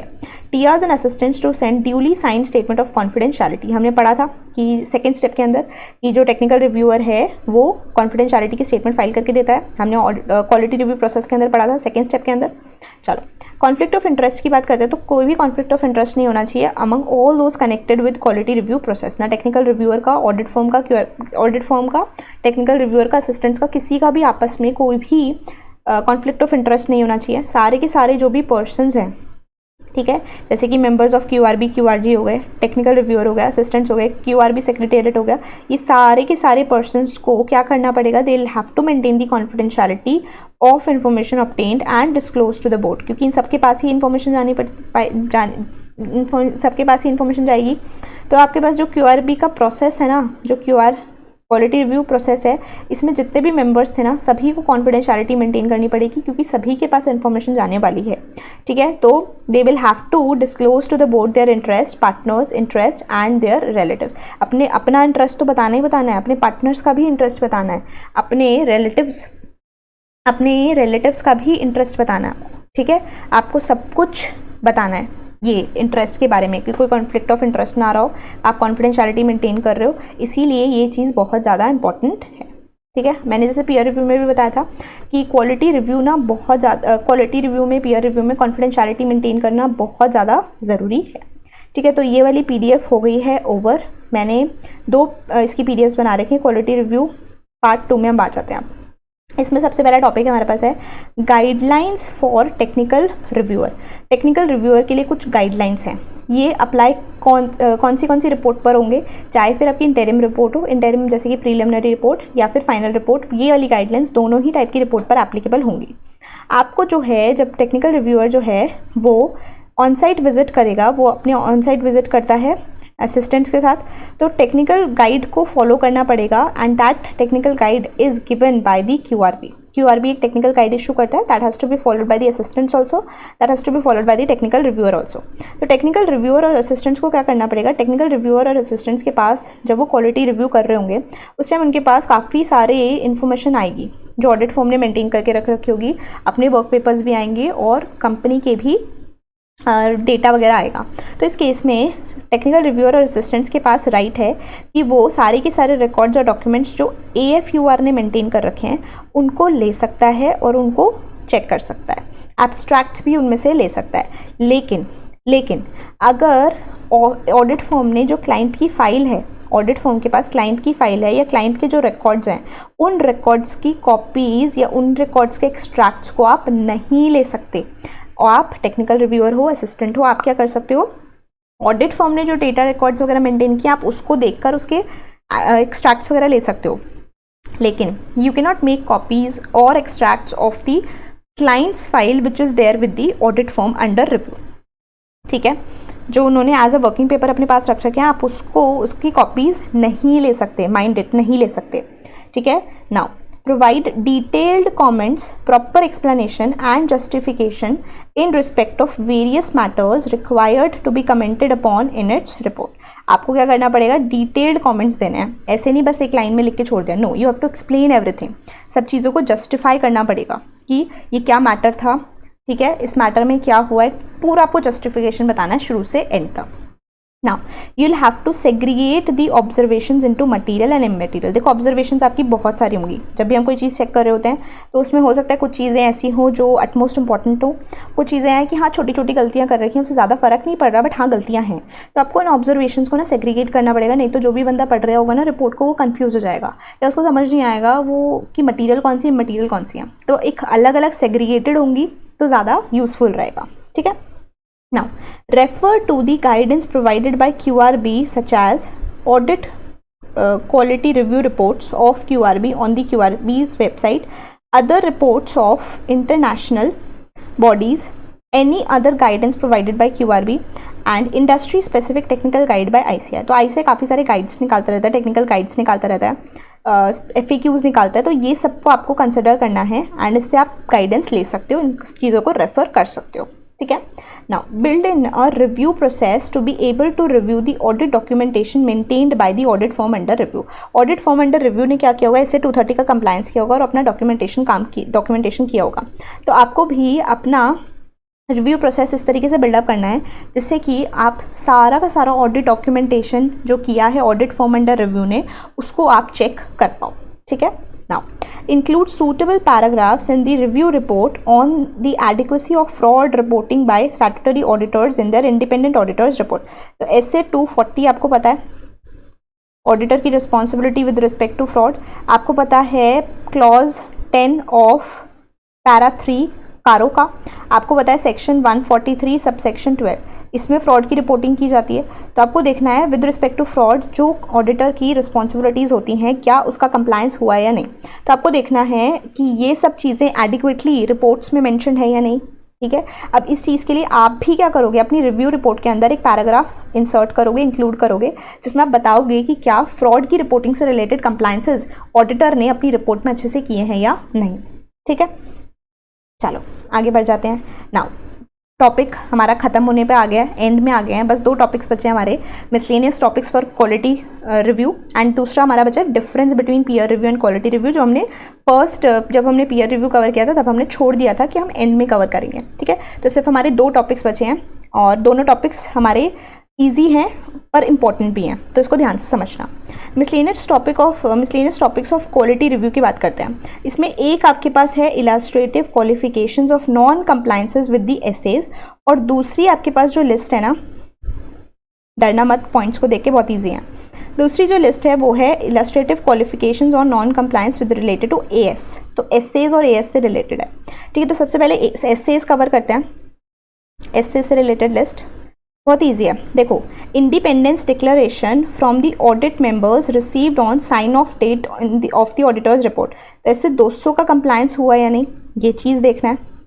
Independence confirmation not receive from all members, तो ये क्या बता रहे थे, यहाँ पर आपको ध्यान देना है, आपको बताने हैं कुछ एग्जांपल्स जहाँ पर नॉन कंप्लायंस हुआ हो एसएस का। आपको इंडिपेंडेंस की डिक्लेरेशन सबमिट करनी होती है या फाइल में लगानी होती है, ठीक है, कि आप जो अपना ऑडिट कर रहे हो वो इंडिपेंडेंटली कर रहे हो। तो यहाँ पर बता रहे हैं कि इंडिपेंडेंस कन्फर्मेशन सब मेंबर्स को देनी होती है जो भी ऑडिट कर रहे हैं, बट यहाँ पर कह रहे हैं कि independence confirmation not receive from all the members. तो ये एक नॉन कंप्लायंस है। कौन से एसए का नॉन कंप्लायंस हो रहा है, एसए 200 का नॉन कंप्लायंस हो रहा है। तो बस ये याद रखो कि कौन से एसए में आपका क्या काम होता है, ठीक है, और कौन से एसए में जो करना होता है वो अगर आप नहीं करते तो क्या होगा, नॉन कंप्लायंस। बस इस चीज़ को ध्यान रखना दिमाग में, और ये सारे एग्जाम्पल्स आप अपने आप खुद से लिख पाओगे, ठीक है। नेक्स्ट अगर हम देखें ये वाला, देखो, no audit evidence for evaluation of estimates made by the management. तो ऐसे 540 में आप अकाउंटिंग एस्टिमेट्स की बात करते हो, ठीक है, ऐसे 230 में डॉक्यूमेंटेशन की बातें होती हैं। तो अगर आपने कोई ऑडिट एविडेंस ही नहीं गैदर किया ये चीज़ इवैल्यूएट करने के लिए कि मैनेजमेंट ने जो एस्टिमेट्स किए हैं वो सही है या नहीं, तो यहाँ पर नॉन कंप्लायंस हो गया, बस लिख दिया हमने पॉइंट, ठीक है। ऐसे ही देखो, इजी देखते जाओ। No process of maintaining standard checklist, manuals, working papers to ensure consistency in the audit of each engagement, ये भी एक नॉन कंप्लायंस हो गया आपका, वर्किंग पेपर सही से नहीं बना रहे। नेक्स्ट हो गया, no presentations were made to the audit committee about the audit plan, audit strategy, audit findings. जैसे 300 में आपको ऑडिट प्लान बनाना होता है, ऑडिट स्ट्रैटेजी बनानी होती है, ऑडिट फाइंडिंग्स बनानी होती है, आपको ये प्रेजेंट करनी थी to the audit committee but आपने नहीं की, नॉन कंप्लायंस हो गया। It was difficult to conclude whether fraud risk factors were considered during the audit of the company's financial statements. Audit process in relation to fraud inquiry procedures were not performed, hence not documented. तो ऐसे 240 आपका non comply हो गया। तो ऐसे करके आपके ना स्टैंडर्ड्स हैं। अब मैं इसको रीड करूँ तो कोई फ़ायदा नहीं होने वाला, मैं आपको स्टैंडर्ड्स ही बता देती हूँ। इसमें आपका ऐसे 240 का नॉन कंप्लायंस हो गया। आप रीड करोगे ना, बहुत ईजी है, आपको सिर्फ स्टैंडर्ड्स पता होना चाहिए कि स्टैंडर्ड्स में आपके पास क्या रिक्वायरमेंट है, whether you have complied or not, वो ध्यान रखो। नहीं कंप्लाई किया तो ये इलस्ट्रेटिव लिस्ट का एग्जाम्पल बन जाएगा। यहाँ पे ऐसे 260, 265 का कंप्लायंस नहीं हुआ, जहाँ पे आपको कम्युनिकेट करनी होती है यहाँ पर आपको डेफिशिएंसीज कम्युनिकेट करनी होती है in the internal controls with the TCWG management, तो 265 का कंप्लायंस नहीं हुआ। सब्सिक्वेंट इवेंट्स किस में आता है, सेक्शन ऐसे 560 नॉन कंप्लायंस। फिर आ जाते हैं कंफर्मेशंस ऑफ बैलेंसेस, ऐसे 505 मैंने यहाँ पे मेंशन भी किए हुए हैं, इट्स नॉट विजिबल क्लियरली, मैं यहाँ पर एक बार मेंशन कर रही हूँ, ठीक है। MRL की बात करें तो 580 रिटन रिप्रेजेंटेशंस की बात हो रही है यहाँ पर। I hope it's clear, okay. Let's move on to the next point. Provisions for of AS 10 and AS 16 had not been complied with. However, the auditor in their audit report under the head basis for qualified opinion and in addition to this para 2D of report on other legal and regulatory requirements has stated that qualification constitutes departure from accounting standards, but in the report there was no clear mention of which AS were not complied with. तो देखो यहाँ पर बोल रहे हैं कि आपने बताया हुआ है कि डिपार्चर हुआ है अकाउंटिंग स्टैंडर्ड का, बट अपनी रिपोर्ट में इस चीज़ को आपने क्लियरली मेंशन नहीं किया कि कौन से वाले एएस का कंप्लायंस नहीं हुआ, कौन से वाले एएस को सही से फॉलो नहीं किया गया। तो यहाँ पर आपका प्रॉब्लम है, रिपोर्टिंग करनी चाहिए थी, तो उससे रिलेटेड हो गया। तो देखो ये सिंपल है, आपको ये 700 सीरीज में से आ गया बेसिकली, ऐसे 720 के हिसाब से हो गया। तो यही चीज़ें बहुत इजी हैं। देखो आपने जो एसेज में आपको बोला है ना करने के लिए, अगर आप नहीं करते तो नॉन कंप्लायंस है, वही नॉन कंप्लायंस है, इसको आपको इस एग्जांपल की लिस्ट में देना है। ये क्वेश्चन पेपर में आ सकता है कि आप please give some illustrative qualifications on non compliance of AS और एसेज, तो इस तरीके के क्वेश्चंस, ठीक है। ऐसे ही हमारा सिमिलरली एस के रिस्पेक्ट में significant accounting policies did not include disclosures of policies, जो कि आपको करना चाहिए था कि रिकॉग्निशन ऑफ इंश्योरेंस क्लेम्स किस तरीके से हो रहा है, अकाउंटिंग ऑफ लीजेस किस तरीके से हो रहा है, ट्रीटमेंट ऑफ IPO एक्सपेंसेस कैसा हो रहा है, इन सब चीज़ों का डिस्क्लोजर करना था, बट आपने नहीं किया।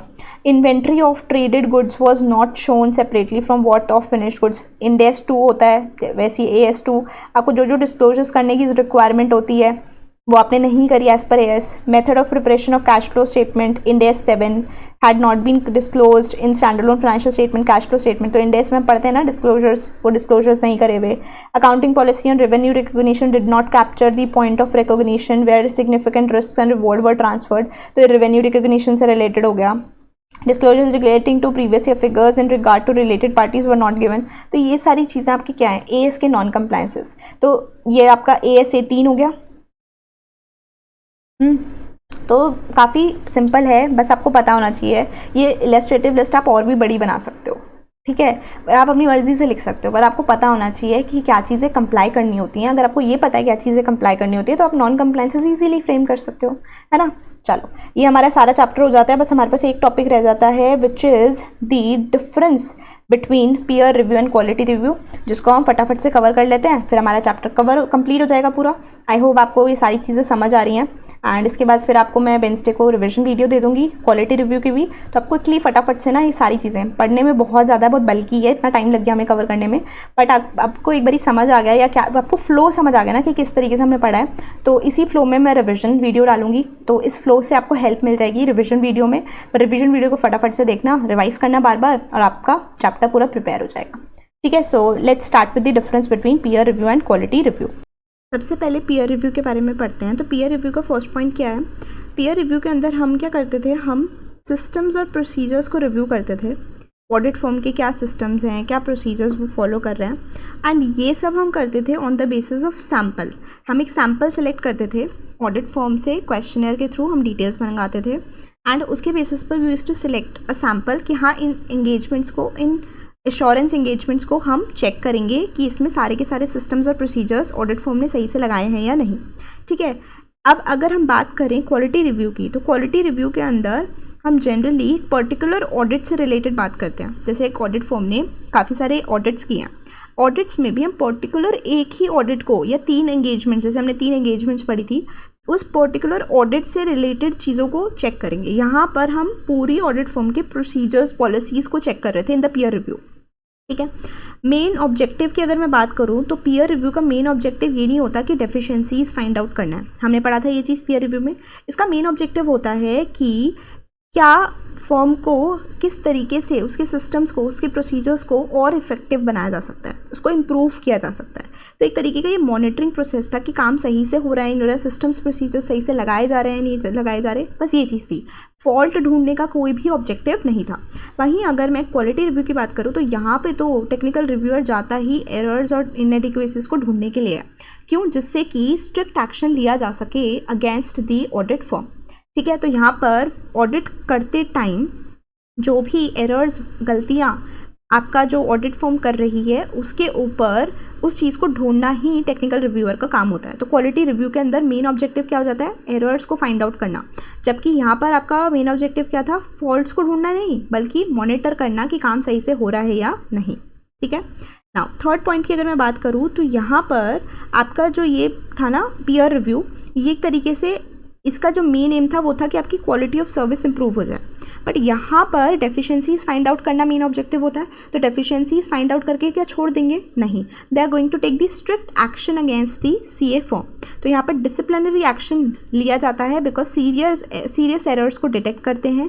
रिव्यू से काम ही यही होता है, सीरियस एरर्स डिटेक्ट होते हैं और उसके बेसिस पर मेंबर के ऊपर डिसिप्लिनरी एक्शन लिया जाता है। अगर मटीरियल मिस स्टेटमेंट्स मिल जाती हैं फाइनेंशियल स्टेटमेंट्स के अंदर जिसका ऑडिट फर्म ने किया था और वो उसको डिटेक्ट नहीं कर पाते, तो उस केस में डिसिप्लिनरी एक्शन लिया जा सकता है। हमने पढ़ा था ये चीज़।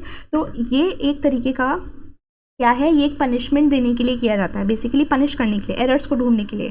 और जबकि यहाँ पर पीयर रिव्यू में क्या होता है, इम्प्रूवमेंट का ऑब्जेक्टिव होता है। सो ये था हमारा छोटा सा difference between the peer review and quality review. इस पर बेस्ड आपका क्वेश्चन आ सकता है एग्जाम में, तो इसको छोड़कर मत जाना, बहुत ईजी सा है, तो बहुत जल्दी आपको याद भी हो जाएगा। So that's all for this whole chapter. I hope आपको पीयर रिव्यू, क्वालिटी रिव्यू अच्छे से समझ आएगा। ये डिटेल्ड था काफ़ी, इसको रिविजन के लिए मत यूज़ करना क्योंकि रिविजन करने के लिए ये बहुत लेंथी वीडियो है।